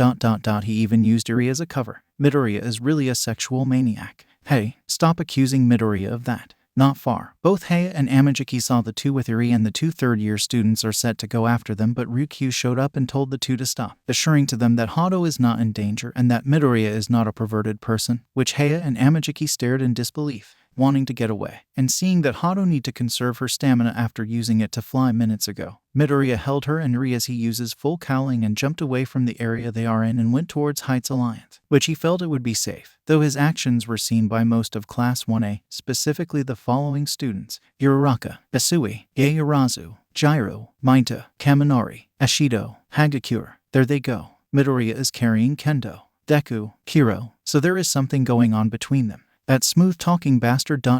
He even used Eri as a cover. Midoriya is really a sexual maniac. Hey, stop accusing Midoriya of that. Not far. Both Heya and Amajiki saw the two with Eri, and the two third-year students are set to go after them, but Ryukyu showed up and told the two to stop, assuring to them that Hado is not in danger and that Midoriya is not a perverted person, which Heya and Amajiki stared in disbelief. They asked the Dragoon hero what she meant, but Ryukyu smiled and assured to the two third-year students that Hado is not in any danger. You have my word. Hado is okay. But ...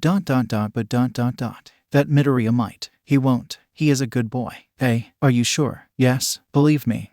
Tagata came and patted his two classmates' shoulders and gave assurance that Hado is okay and that what they are thinking is wrong, reiterating that Midoriya is not the hentai that the rumors they are hearing. Though Heya and Amajiki are still worried after seeing Midoriya taking off with Hado, but Tagata smiled and said that Eri is with them, so there is no need to worry. However, Heya got frantic as she irrationally believed that Midoriya is using Eri as a cover just to have his way with Hado, and Amajiki seemingly agreed, and the two third-year students agreed to head towards Heights Alliance and stop Midoriya from violating Hado, even though Tagata tried to dissuade the two, seeing that his classmates are reacting rashly. Hey, easy, guys. But we can't leave Nejire alone with that boy. I can tell that Midoriya has an ulterior motive. Come on, Midoriya won't. Can't you see, Tagata? That boy is using that child as a cover. I'm sure that he would trick Nejire to go all the way with him. Heya is right. Mirio ... We have to act now. Guys ... You're going way too. We're not. And we mean it. A few minutes later, the scene zoomed inside the Class 1A dorms and went straight to Midoriya's dorm room, where Midoriya himself is panting as he went there via the windows, and both Hado and Eri sweat dropped at seeing him in such a state.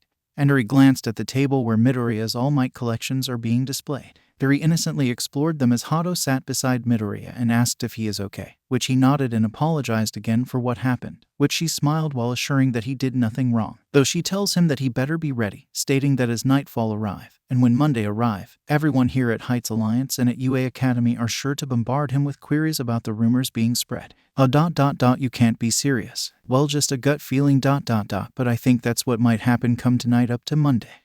But don't worry, just ignore what you're hearing. They're just rumors. Besides, we both know the truth. Right. Yeah, I guess. Okay, now relax and calm down. Okay. Trust me, Midoriya-kun. It'll be fine. As Eri continued to touch and explore the All Might action figures, Hado patted the younger boy's head and assured to him that things will be okay, while at the same time tells him that she would be willing to look after Eri if he is having problems with schedules and the such, reminding him that she and Tagata can take turns in looking after Eri, which Midoriya smiled and appreciated her gesture. As she stood up, she momentarily loses her balance and he attempted to help her maintain her balance, but he too loses momentum and both accidentally fell on the bed, with Hado on top, and their faces are close to each other, which caused the two teens to stare at one another and unknowingly got into an innocent trance, seemingly forgetting that Eri is there. Hado smiled as usual, though she apologized, though Midoriya said that it is okay, saying that at least she didn't hurt herself in the fall, which the big three member appreciate what he just did. Oh, really, Midoriya-kun? Why yeah, really, I am serious. Oh, really? Hee. Hado stared at the younger boy and seemingly got fond of him because of how dedicated he is in wanting to become a pro hero while at the same time finding him cute and down to earth. While Midoriya finds himself drawn to her because of her cuteness and how endearing she is when spending time with Eri whenever they are alone together. Both stared at each other innocently and seemingly got lost in the moment that they accidentally kissed each other on the lips, just like what they did at the wedding booth. And the two teens appeared to become oblivious as the kiss slowly went passionate, but after 30 seconds both snapped back to reality and glanced at their side, where they saw Eri staring at them innocently, and mumbled that the two teens are really married and wondered if they are going to have a baby, causing Midoriya to blush deeply and Hado to stare wide-eyed, realizing that Eri has once again misunderstood what she saw, and thus prompting the two teens to correct her over the misunderstanding she witnessed just now, hoping that she doesn't get any wrong ideas as they are worried that Aizawa would scold them for showing something inappropriate to Eri.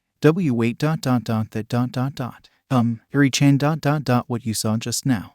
Why you misunderstood. It's not what you think. Nini we were not doing naughty things. Really.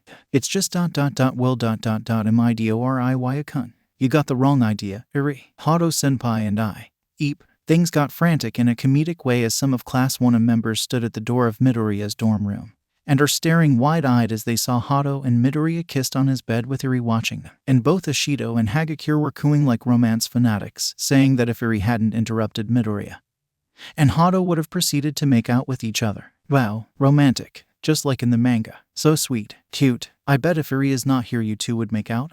Go all the way. Bingo. Uraraka and Yaoyorozu were blushing but at the same time concerned as they are worried that Eri might get a lot of wrong ideas given her age and felt that what Midoriya and Hado did was inappropriate. And they gently whisked her away and goaded her to see Yaoyorozu's dorm room, saying that she has lots of goodies, including apples, which enticed the little girl. As Eri was taken away, Minta and Kaminari shook Midoriya comically as they demanded to know if he is planning to go all the way with Hado, causing the ninth user of One for All to blush deeper and vehemently deny the accusation, which the two boys didn't believe him and insisted that Midoriya is intending to go all the way with the big three member. You got the wrong idea. You can't fool us. We saw it. You were SMOOCHING with Hado senpai, right in front of Eri.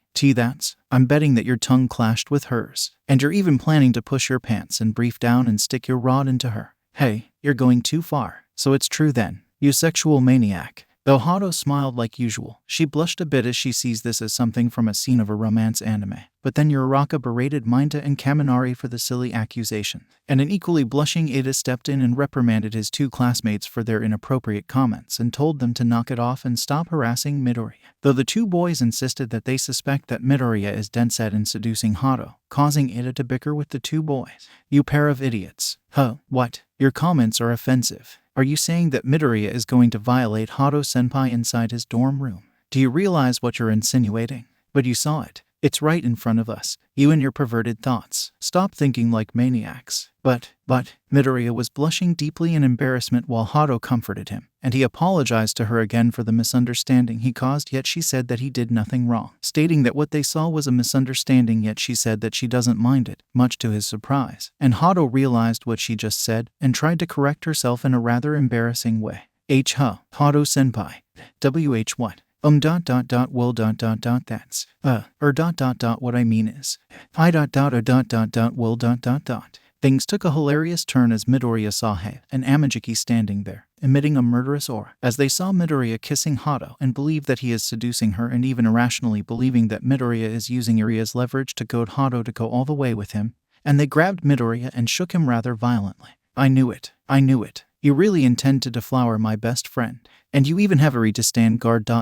You sure have the nerve. Well. And now you're going to corrupt a little girl. I won't let this slip by. Now you're going to pay. Well. I'm going to use my quirk on you. Same here ...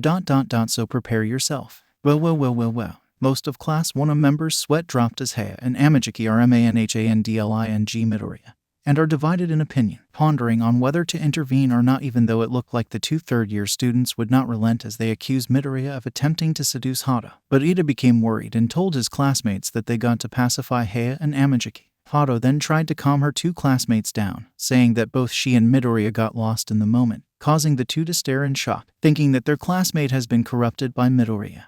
And this caused the two to shook Midoriya quite harder, berating him for causing Hado to get suckered in his perverted nature. Damn you, you corrupted my best friend. Now she is consenting and doing perverted acts with you. Well. You think you can get away with this? I won't let you. Now you're going to pay. Well. I'm going to use my quirk on you, and nobody's going to stop me. Same here ... So prepare yourself. Well. Tagata was there and smiled after accidentally seeing Hado and Midoriya kissed a while ago.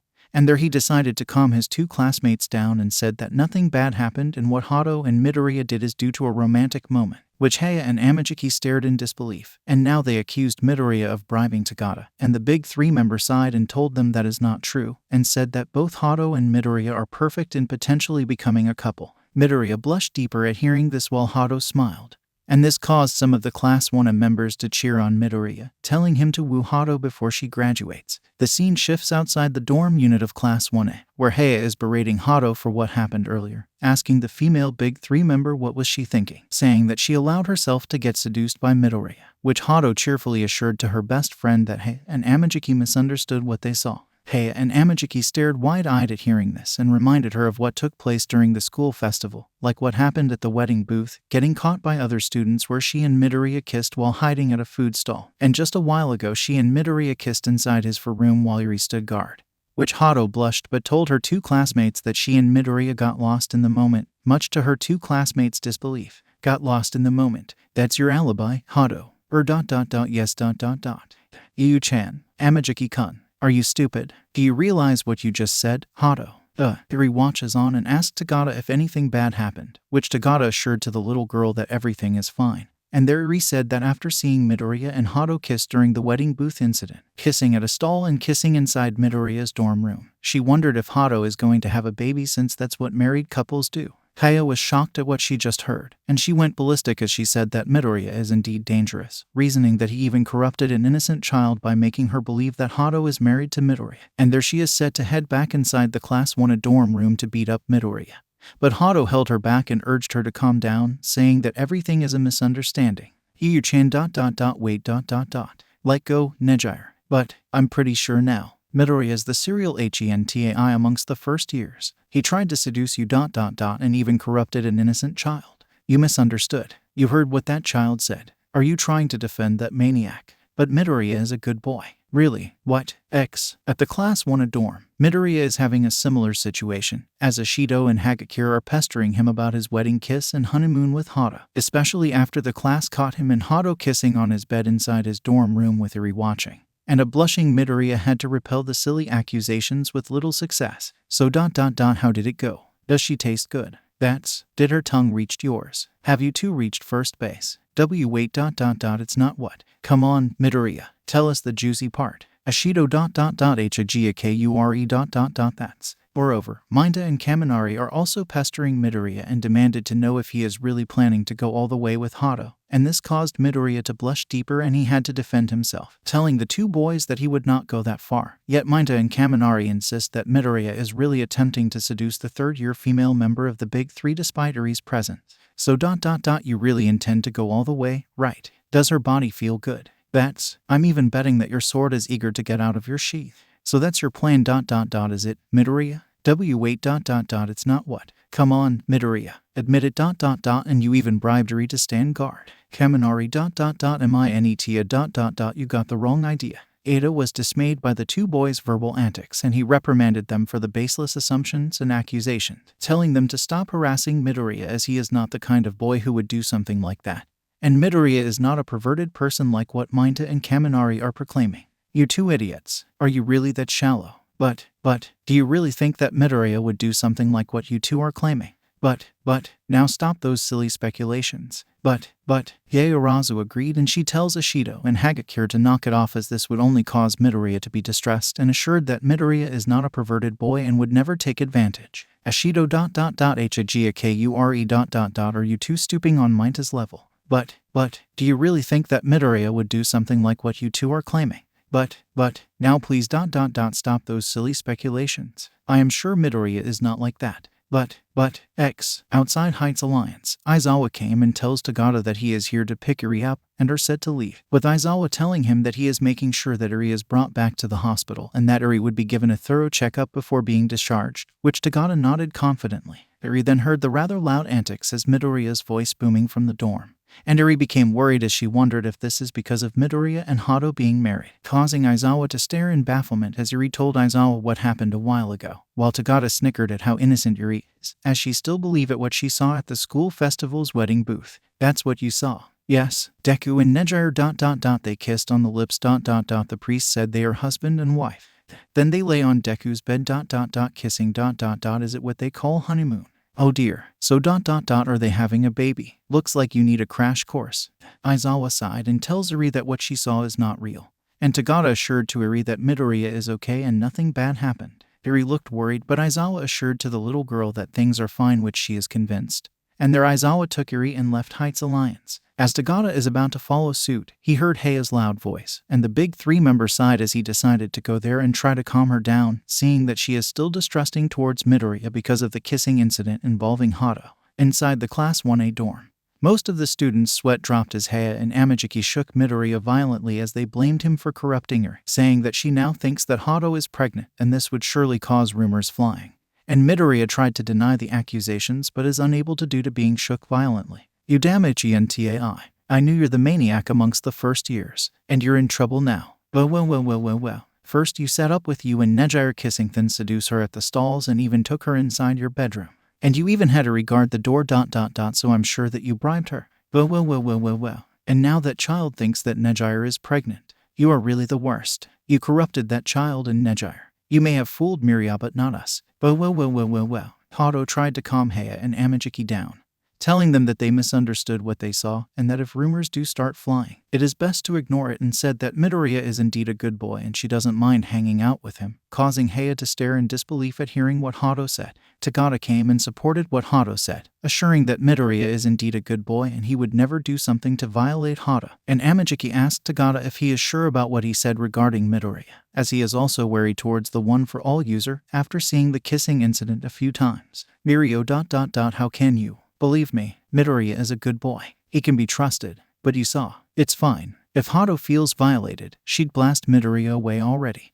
So don't worry, Mirio. It's fine. However, hilarity ensued as Mineta and Kaminari misunderstood what they heard, as they hilariously believe what Heia said about Midoriya making Hado pregnant, and accuses Midoriya of indeed seducing her, which Midoriya frantically deny what his two classmates are insinuating. You damn sexual maniac. I knew you have a libido quirk. I can't believe that you'd scored big time with Hado Senpai. Well. First you set up with yourself and Hado Senpai towards the wedding booth ... and goad her into kissing you, then seduce her while hiding inside the stalls and even took her inside your bedroom. I'm betting that you're going to bring out your condom. And you even had to regard the door. So I'm sure that you bribed her ...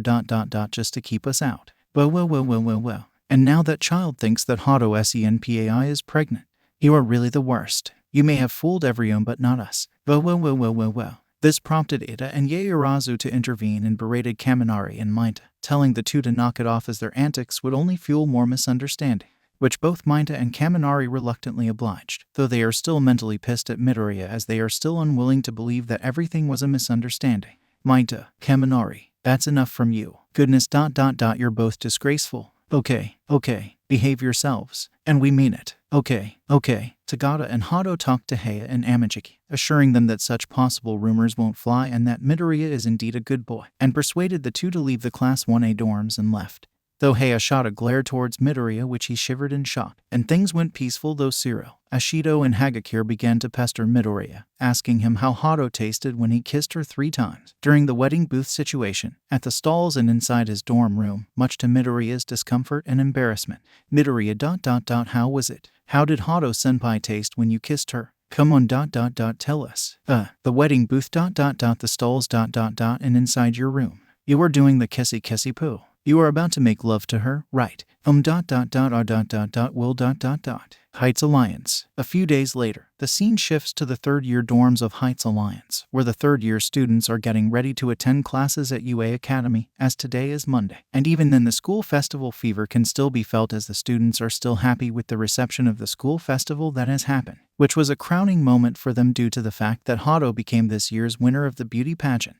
The third-year students, mostly classmates of the Big Three, were worried for a moment because Hado faced tough competition, such as Itsuka Kendo made a strong showing while fellow Bimi Kinranzaki were shown to look like strong contenders. But thankfully Hado's charms and her performance proved to be key factors that led her to winning the pageant. You did it. You actually won. Way to go. Nejire ... You finally won the beauty pageant. After being in second place for 2 years, Hado finally beat Kinranzaki. Yeah, way to go, Hado. Good work, Nejire.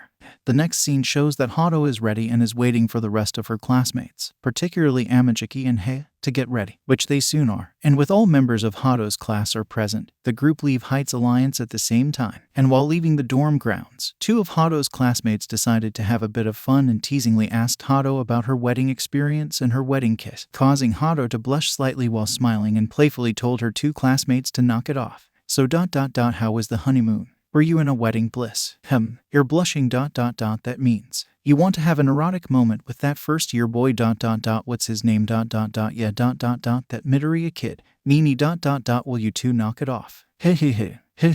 I mean it. Tagata snickered at seeing Hado blushing, though she told her classmates that they should stop it as it would only fuel the rumors that continue to spread throughout the entire academy, which still persists about Hado being married to Midoriya and having a honeymoon. One of Hado's classmates said that they are just rumors and they should be ignored. But the other classmate said something like this shouldn't be ignored, since it involves a little girl that Midoriya and Hado rescued during the Shai Hassaikai raid operation. I'm serious. The little girl that Midoriya and Hado saved a few weeks ago ... She might get caught up with those rumors since you said that she was standing guard while Midoriya was smooching Hado inside his dorm room. Come on ... they're just rumors. Still, it's best to ignore them since they are just rumors. Well, it'll be fine. Really, Amajiki and Heya sighed, as they are still wary towards Midoriya, but then saw some of their classmates playfully teasing Hado even more, as the 2 female classmates urges her to be serious and she should propose and marry Midoriya for real so that they can be a legitimate married couple than adoptee, which they humorously said that they are like Lloyd, Yor and Anya from the manga Anime Spy X Family, causing Hado to imagine that particular scene before she blushed even more from slight embarrassment, earning more giggles from the 2 girls. The rest of Hado's class observed the scene and sensed that Hado do have something towards Midoriya but wouldn't admit it, and felt that she should be honest with her feelings and admit that she have some feelings for Midoriya given how she reacted. Yup, it shows. Our Hado likes Midoriya. Looks like it. She should be more honest with her feelings. Yeah ... and not deny it. What if Midoriya confesses to Hado? That's an interesting theory. Oh yeah, however, one male classmate jokingly said something foolish by insinuating that Midoriya is using Eri as a cover so that Midoriya would get closer to Hado, then slip a drug on her drink, then take her somewhere and do the you-know-what, causing Amajiki and Heya to stare wide-eyed in dismay and berated their classmate for the comments. Hey, stop that. What? Are you crazy? Do you realize what you're saying? Yes, you're spouting such nonsense, and make some stupid scenario.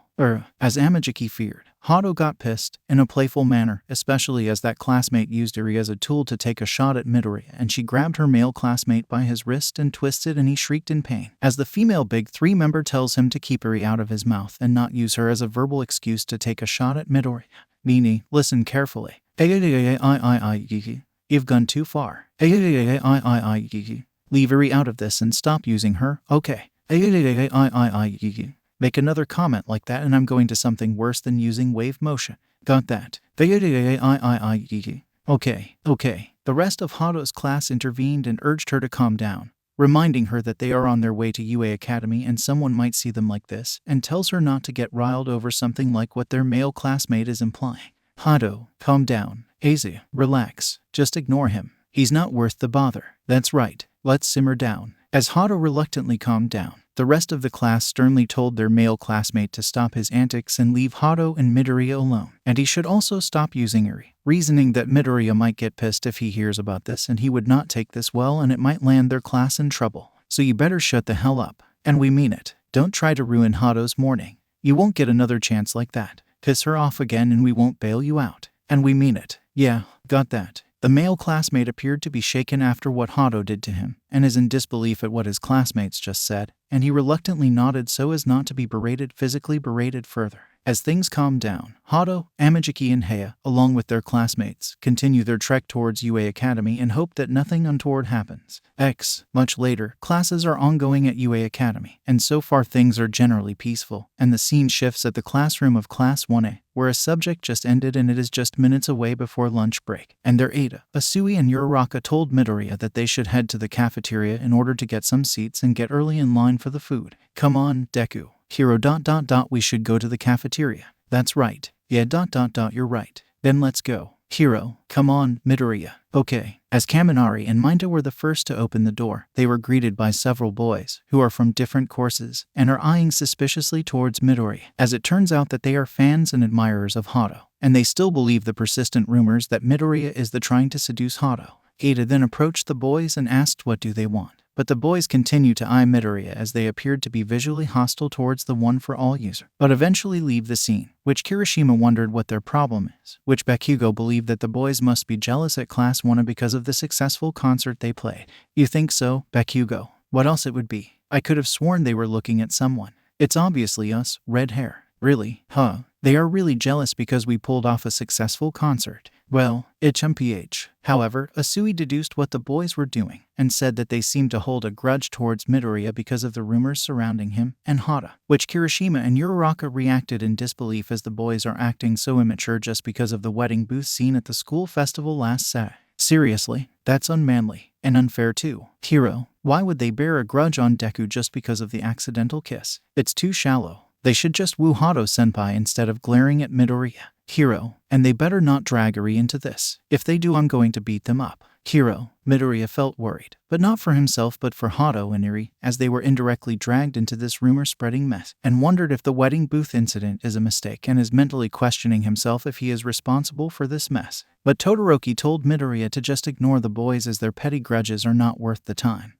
and told him to just focus on his studies and keep building his friendship with Hado, which Uraraka, Asui, and Kirishima agreed with Todoroki. Don't mind those admirers. They are not worth the worries. Yeah. Hero, be a good friend to Hado-senpai. You can woo her if you have feelings for her. We'll support you. Yeah. Hero, Midoriya is moved by his classmates' words, and he thanked them, which they said that it is nothing and reiterated that Midoriya did nothing wrong, and said that he is the big brother of Eri, which Midoriya was flustered by the compliment. But Kirishima, Uraraka, and Asui said that Eri would surely like the idea of Midoriya being the elder brother figure since Eri is an only child. Come on, Deku. Be the big bro to Eri. Hero ... you're the only one that Eri-chan sees you like a brother. Well, it's fine, Deku. Yeah, Hero. By then, a surprising turn of events took place as Eri suddenly entered the classroom and jumped onto Midoriya's arms, which surprised him. And there the other Class 1 members saw Tagada standing there, and the big 3-member waved at the class. Eri-chan. And Tagada-senpai is there. Hey, Class 1A. How's it been? Tagada-senpai. Good to see you. Good day to you. Thanks. By then, a surprising turn of events took place as Eri suddenly entered the classroom and jumped onto Midoriya's arms, which surprised him. And there the other Class 1 members saw Tagada standing there, and the big 3-member waved at the class. Eri-chan. And Tagada-senpai is there. Hey, Class 1A. How's it been? Tagada-senpai. Good to see you. Good day to you. Thanks. Eri hugged Midoriya as Uraraka, Asui, and Kirishima patted and dotted the little girl, happy to see her and are glad that she is in such high spirits, which the three asked Eri if she enjoyed the school festival, which the little girl smiled and said that she enjoyed it the most, especially the concert that Class 1 made and performed, including the dance sequence. Your concert was great. Really, Kiro. Yes, it was really awesome. Yeah, glad you liked it, Eri. Hiro, Ashido, and Jiro then took Eri and played with her. As they too became fond of her, and as Uraraka, Asui, and Kirishima joined the others in accommodating Eri, Midoriya asked Tagata what brought him here. And there Tagata said that he felt that Eri should see more of UA Academy so that she would get used to it even more, as he felt that her visit during the school festival was a good start. Midoriya nodded and is glad that Chisaki no longer traumatized Eri. And Tagata said that he felt that the leader of Shai, Hassaikai, got a karmic payback after everything he has done to the little girl, and tells Midoriya that he shouldn't worry about anything else as Eri is now in good hands, as UA Academy will be her temporary home. Really, Senpai? Yup, Eraserhead will be in charge of her. Yeah, at least she has a place to stay, and no one to mistreat her like what Chisaki did. Yeah, and now Eri's road to recovery begins. You're right about that, Tagata-senpai. You said it. After that, Tagata said that he and Eri are heading to the cafeteria, and invited Midoriya to join them for lunch, which the One for All user nodded as he calls out Eri to join them, which she nodded as she jumped onto Midoriya's arm and hugged him like he is her parent, which Ashido and Hagakure teases Midoriya, saying that all that's left is Hado, where they would make an ideal happy family. Wow, you sure make a good daddy. Now all that's left now is Hado-senpai. Yeah, she can make a good mommy. And a good waifu material. Say, Midoriya, why not woo Hado-senpai? You two and Eri can be a good happy family. That's right, so go for it. Midoriya blushed, which Eri stared innocently. Their Ada and Yaoyorozu told their two classmates not to give anyone any wrong ideas, as it would make a bad impression and might further fuel the wrongly made rumors, which Ashido and Hagakure sheepishly apologized, saying that they are only teasing Midoriya about being an ideal dad-like figure to Eri. You two should be careful with your choice of words. You'll give anyone a wrong impression. Hehehe, we were just kidding. You already heard the rumors flying. Don't make light of it. Eri will be the most affected. Oops, sorry. However, some UA students are there and overheard the teasing, which they mistakenly assumed that the rumors are true, and this made them resent towards Midoriya even more, now believing that Midoriya had a love child with Hado as the mother, which in reality is not true, and the admirers of Hado are somewhat resentful at Midoriya, believing that he had claimed Hado. So it's true then. That kid is Midoriya's child. I knew it. And now Hado-senpai is the mother. Damn that Midoriya. So he really claimed her. I hate him. I hate him even more. As Tagata and Midoriya are walking the hallway, some of Tagata's classmates blinked their eyes seeing Midoriya carrying Eri like he is carrying a child. And out of curiosity, the male third-year classmates discreetly approached Midoriya and asked if that child belonged to Midoriya. Though Tagata spoke the truth, his usual smile gives the male classmates the impression that Tagata is covering for Midoriya, and this made them believe that Eri is Midoriya's secret child. By then Hado showed up as she greeted Tagata, and upon seeing Eri she approached Midoriya before he gave Eri to Hado, and there the female big three-member carried Eri while playing, which the little girl cooed, which unintentionally gave the impression that Hado is her secret child, and led the third-year students to wrongly assume that Midoriya and Hado are Eri's secret parents, causing word to spread like wildfire. No way. Did you see that? She carried that little girl like. So it's true then. That kid is Midoriya's and Hado's. It can't be. They're the parents of that kid. No freaking way. Amajiki and Heya stared wide-eyed at hearing this and discreetly approached Tagata, urging him to tell their fellow third-year schoolmates to stop spreading rumors and prove to them that Eri is not the child of Midoriya and Hado, which Tagata said that he would try, though he doubts that their schoolmates would listen to him. Please, Tagata, do something. Okay. They are spreading rumors. It would surely affect Nejire. Alright, I'll try talking to them. Please, Tagata. Okay, though I doubt that they would be willing to take my word. Whatever, just do it please. By then Hado puts Eri down as she asked Midoriya if they are heading for the cafeteria, which he nodded, and there she said that she is heading there as well and suggested that they go together, which Midoriya nodded. And the two teens walked together with Eri holding hands, and soon the first and second year students were surprised by the scene and began assuming that Midoriya and Hado are in a relationship and that Eri is their daughter. Whoa, look at that. They are holding hands with the little girl. So it's true then. Midoriya and Hado-senpai are in a relationship. But that little girl, is she? It can't be. As the rumors began to spread, some of the critics of Class 1 became resentful towards Midoriya, believing that he is intentionally attracting attention, and in turn became mentally hostile towards Eri, believing that the little girl is in cahoots with Midoriya. And they now believe that he is using Eri to boost his image and intend to woo Hado. How irritating. And now he is really using that bastard kid. Damn that Midoriya ... He's trying to impress Hado-senpai again. Worse, it's definite that he's using the kid to woo her. That damn Midoriya, that little brat. She's part of that scheme. Now I really hate him. And that little brat makes me want to beat him up. Don't forget that little girl. She ought to be punished. At the cafeteria, several students were all eyes towards an unexpected scene, where Midoriya and Hado are walking together with Eri, and the trio unintentionally gave the impression that they looked like a happy family, like a husband, wife, and child. And this made the other students whisper amongst themselves as they began to wonder if Hado secretly gave birth to Eri and brought her here just now. Haya twitched her eyes in disbelief at seeing and hearing the other students making speculations and whispered to Tagata, urging him to do something as she feared that Hado is being put in a negative light. Though Tagata assured to his classmate that nothing bad will happen as rumors are just rumors, and it will eventually die down since they are not true at all. Relax, Haya. It'll be okay. Didn't you hear the rumors being spread? And that's just that. Rumors, they'll eventually die down. But we know the truth. And it's everyone's fault for assuming things without clarifying first. So don't worry. Still, trust me, Haya. Soon Midoriya, Hado, and Eri went to a vacant table and put their trays on the table as they prepared to eat their lunch. And their Tagata joined them as they began to dine while chatting, in which Tagata explained the reason why Eri will be staying here at UA Academy and would be placed under Aizawa's care as his eraser quirk will be needed in case Eri's quirk suddenly goes out of control. Midoriya nodded as he realized that Eri still has no control over her rewind quirk. And Hado asked if Tagata would be assisting Aizawa, which he nodded, saying that while he would be excused from classes until he regained his quirk, he would be staying here at UA and help Aizawa in tending to Eri's needs. Yup, I'm going to be Eri's babysitter. You can be a parent now. Maybe but I haven't found a girlfriend yet. You'll soon find one. Yup, but I'm not in a hurry. Good luck, Tagata-kun. Aizawa-sensei is surely going to nag at you.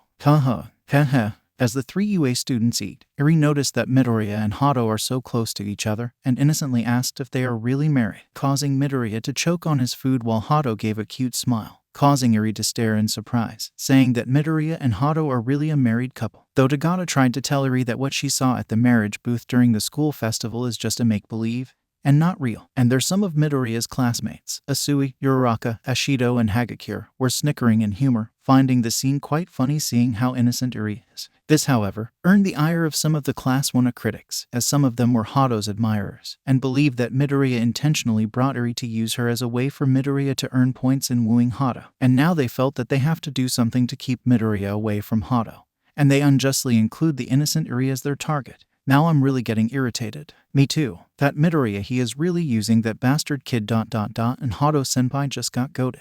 Damn that Midoriya ... he's trying to impress Hado-senpai again ...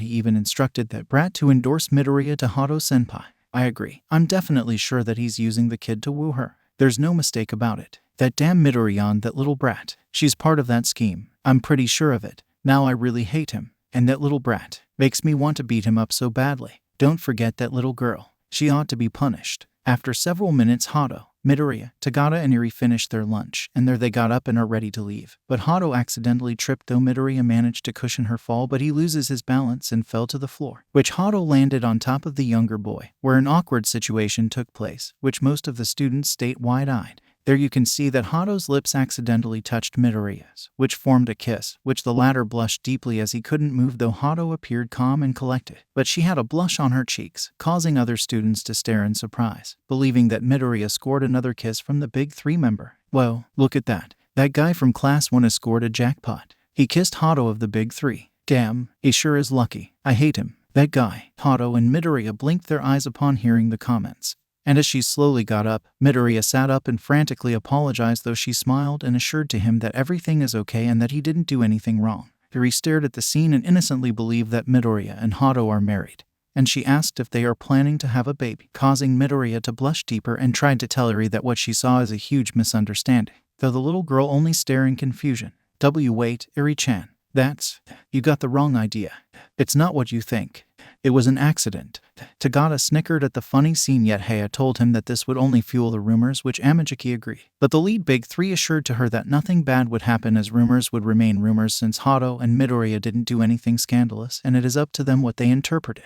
Uraraka and Kirishima snickered at the scene, though Asui noticed that some of the boys from other classes appeared to be glaring at Midoriya and Eri, and she discreetly told her classmates about it, which Uraraka and Kirishima said that they will tell Midoriya about it.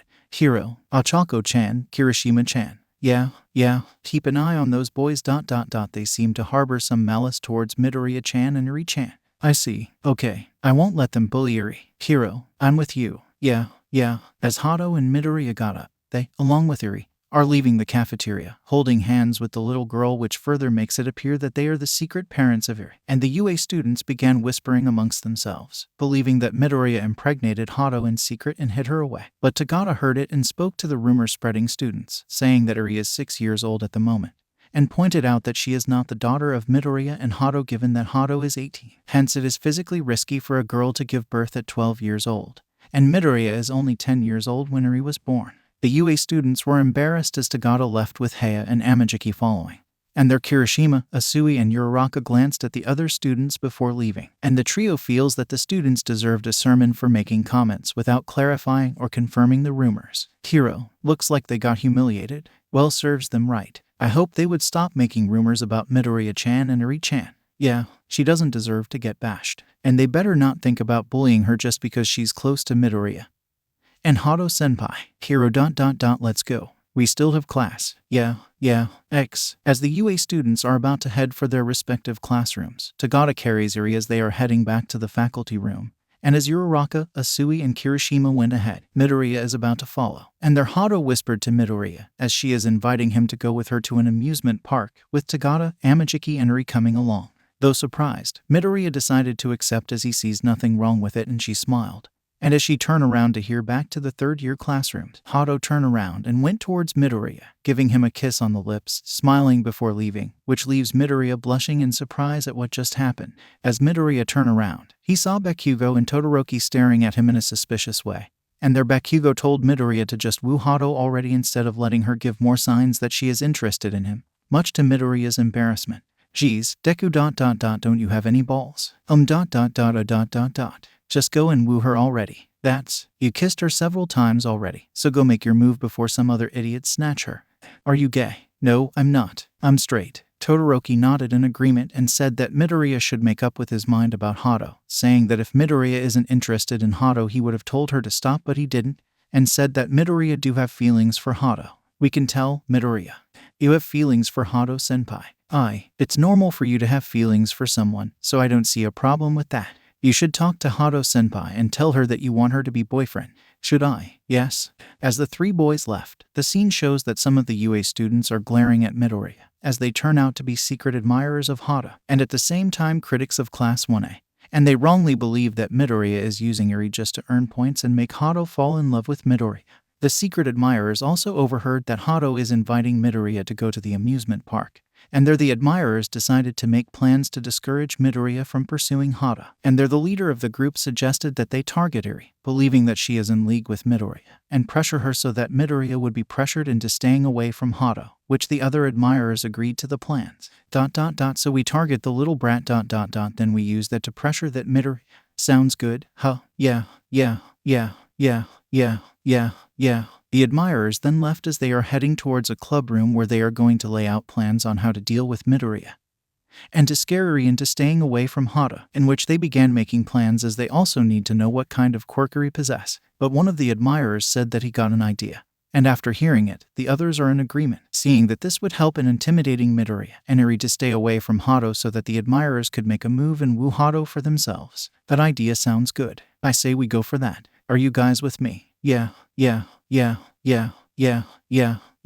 X. A few days later, it was Sunday, and Midoriya was alone as most of his classmates were out due to being summoned by the pro heroes during their first work study, while Bakugo and Todoroki are being summoned by Best Genus Psychics and Endeavor respectively. Thus the ninth user of One for All is all by himself inside the dorm, as Midoriya pondered on what to do next since he is alone.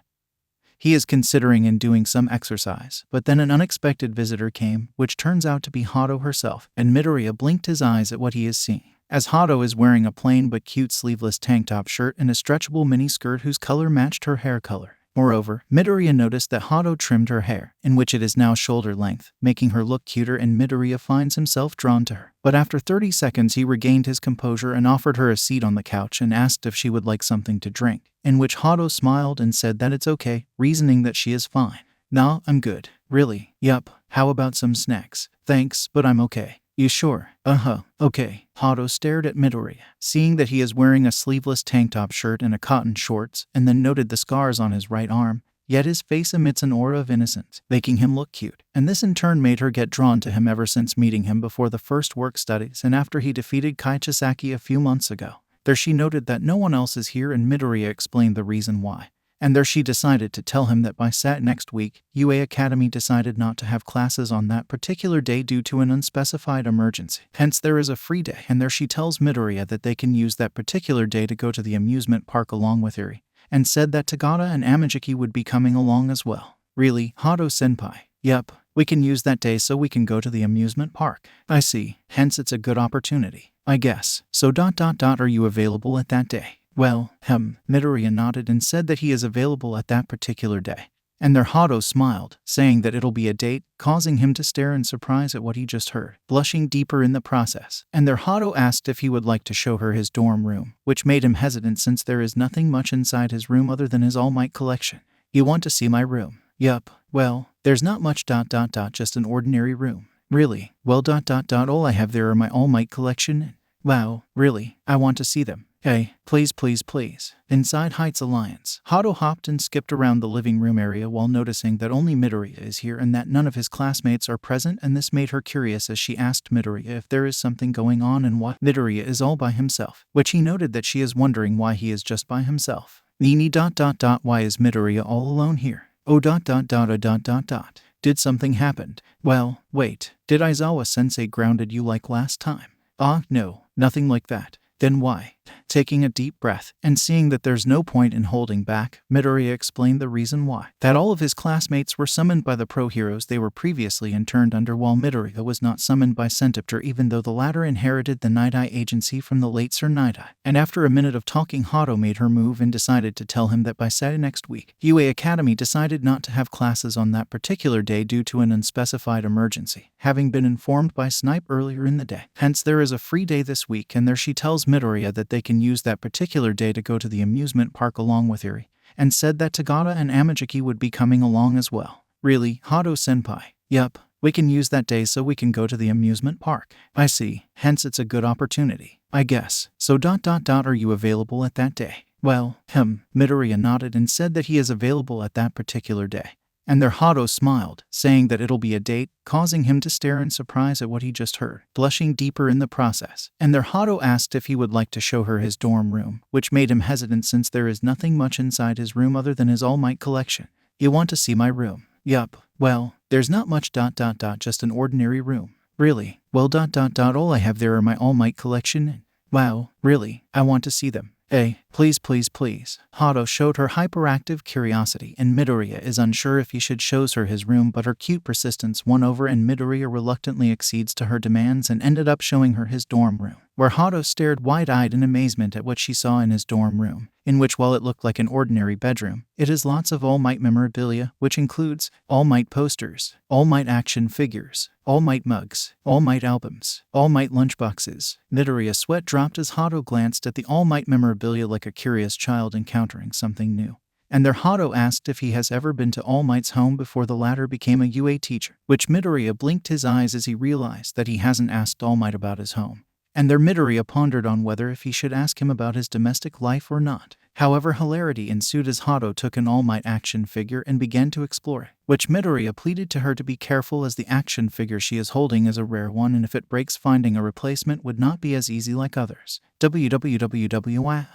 Hado-senpai, please be careful. Try not to pull the joints too hard. Hado smirked at seeing how cute Midoriya looked as he displayed his panicking self, and after a minute she gently puts the figurine back on the table, and there she gently embraced him by wrapping her arms around his waist, and there she asked him which of the amusement rides is he comfortable in going at, saying that he probably has a preference, which Midoriya thought carefully as he realized that he doesn't have anything that causes him discomfort. Nothing in particular. Really? Yeah, really. So you're fine with the haunted house? Yeah. You sure? Yeah, really. Good. Hado smiled again as she finds the answer useful, and she is pleased with the response she got. And Midoriya blushed at seeing her cute smile. And once again he finds himself drawn towards his senpai and mentally wondered why he is getting drawn to her despite her odd behavior, though he also thought why she became one of the heralded Big Three of UA Academy. The two teens stared at each other for half a minute before going into a trance, and before they noticed they unknowingly shared a kiss on the lips, which slowly went passionate, and the two teens slowly moaned as the kiss was passionate yet romantic. and their minds went blank as they continued to kiss while embracing each other. MMMM, MMMM, MMMM, MMMM, MMMM, MMMM, MMMM, MMMM. Hado seemed to know what to do despite the fact that this was her first kiss as his lips moved and Midoriya subconsciously followed suit. And there she tried something by having her tongue move and Midoriya subconsciously reacted and their tongues clashed as they now did a passionate French kiss. And Midoriya finds himself getting a bit frisky as his body reacted to such intensity. He unknowingly laid her on bed and continued to kiss her passionately and started to lift the hem of her skirt, which soon exposed her panty-covered crotch, while at the same time he began to open and push his shorts down until his brief-covered crotch is exposed, and there he pushed his front against Hado's. The two teens continue their passionate kiss, and this went on for 3 minutes as the kiss slowly turned into a make-out moment, but soon both teens snapped back to reality and glanced at each other before blushing furiously as Midoriya got up and saw the states they were in. And he panicked while getting up and tried to pull his shorts up, realizing he got aroused. Sorry. I didn't mean to. I wasn't trying to rape you or anything. Hado blushed as well as she rearranged her clothes as she too felt her body heating up, yet she maintained her composure and told Midoriya that it is okay and he has nothing to apologize for, reasoning that they just got carried away a bit, hence he has nothing to feel guilty about. Midoriya calm down. But it's okay. You did nothing wrong. Hey, it's fine. Don't mind it. Are you sure? Midoriya continued to blush furiously as he felt that he took advantage of her, but Hado gave him a quick kiss on the lips and told him not to worry because neither one did anything bad. And this puts the younger boy at ease, and there she reminds him of their date this coming Saturday, though he asks if this would be considered a date given that Tagata, Amajiki, and Eri would be coming along, which she said that it is okay. You mean it's really a date? Yup. Tagata Senpai and Amajiki Senpai are coming along and so will Eri so I don't think it's considered a date. Yes it is. A date is still a date. So that's that. Hado embraced him again and began to move around waltzing, and Midoriya ended up waltzing as well since she is embracing him, and they're the ninth one for all. User blushed deeper as her face scooted closer to his before giving him another quick kiss on the lips, and he is mentally questioning himself if he is falling for Hado or not. Suddenly a shriek is heard and the two teens stopped, and upon glancing at their sides they saw Kouhai staring wide-eyed after catching a glimpse of Hado kissing Midoriya on the lips, and there she accuses Midoriya of seducing Hado, causing the Class 1 member of denying the said accusation. You lecher. You're attempting to seduce Nejire. What? No, don't lie. I saw it. You're trying to hypnotize her and make her go naked. You're wrong. You can't fool me. Heya didn't believe what Midoriya said and began to activate her electricity quirk, where she threatened to harm Midoriya if he doesn't admit that he is attempting to seduce Hado, but he maintained his innocence and insisted that he did not violate Hado in any way that Heya is accusing him of. Admit it. I'm not. I didn't do anything indecent towards Hado Senpai. Admit it already. I won't. You won't. I won't. I'm innocent. Then prepare yourself, you lecher. Hado stepped in between and she told her classmate to stop, telling her that nothing inappropriate took place and said that it was her who kissed Midoriya out of a whim and not the other way around, and that there was no seduction from Midoriya's part. Heya stared wide-eyed and asked Hado why is she covering for that suspected pervert, as she said that she got intel that there is a serial hentai amongst the first years and she believes that it is Midoriya, which Heya had no idea that it was actually Minda who is the hentai amongst Class 1A. By then Tagata came and told Heya that she should stop giving Midoriya the cold shoulders, as it is proven that the latter is not the pervert, and assured to her that Midoriya is a very good boy and is never the maniac that she is accusing him of, much to Heia's disbelief, believing that Tagata must have been either bribed or brainwashed by Midoriya. Tagata, has that Midoriya brat bribed you into vouching for him? Whoa that's. Or did he bribe you? You got it all wrong. Midoriya is never like that. That's the truth. Tagata then asked Hado if the date this Saturday is pushing through, which she nodded, and there Tagata carries Heya, saying that they need to go back to the dorms, but she asked if Midoriya is involved, which he nodded since he and Hado are with Eri, though Heya became frantic and said that Midoriya now bribed an innocent child, but Tagata reiterated that she is thinking wrongly about Midoriya.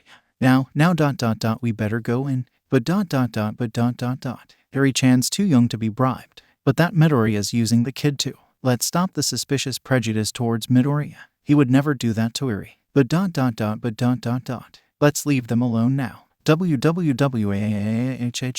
Nejire. As Tagata and Heya are gone, Hado apologized and said that she'll deal with Heya and tells Midoriya to be ready this Saturday as their date would push through, which he nodded, and Hado smiled before giving him a quick kiss on the lips before using her quirk to fly through the open windows, and a blushing Midoriya wondered if he should ask Hado out as he is steadily developing feelings for her, and wondered if she is willing to become his girlfriend.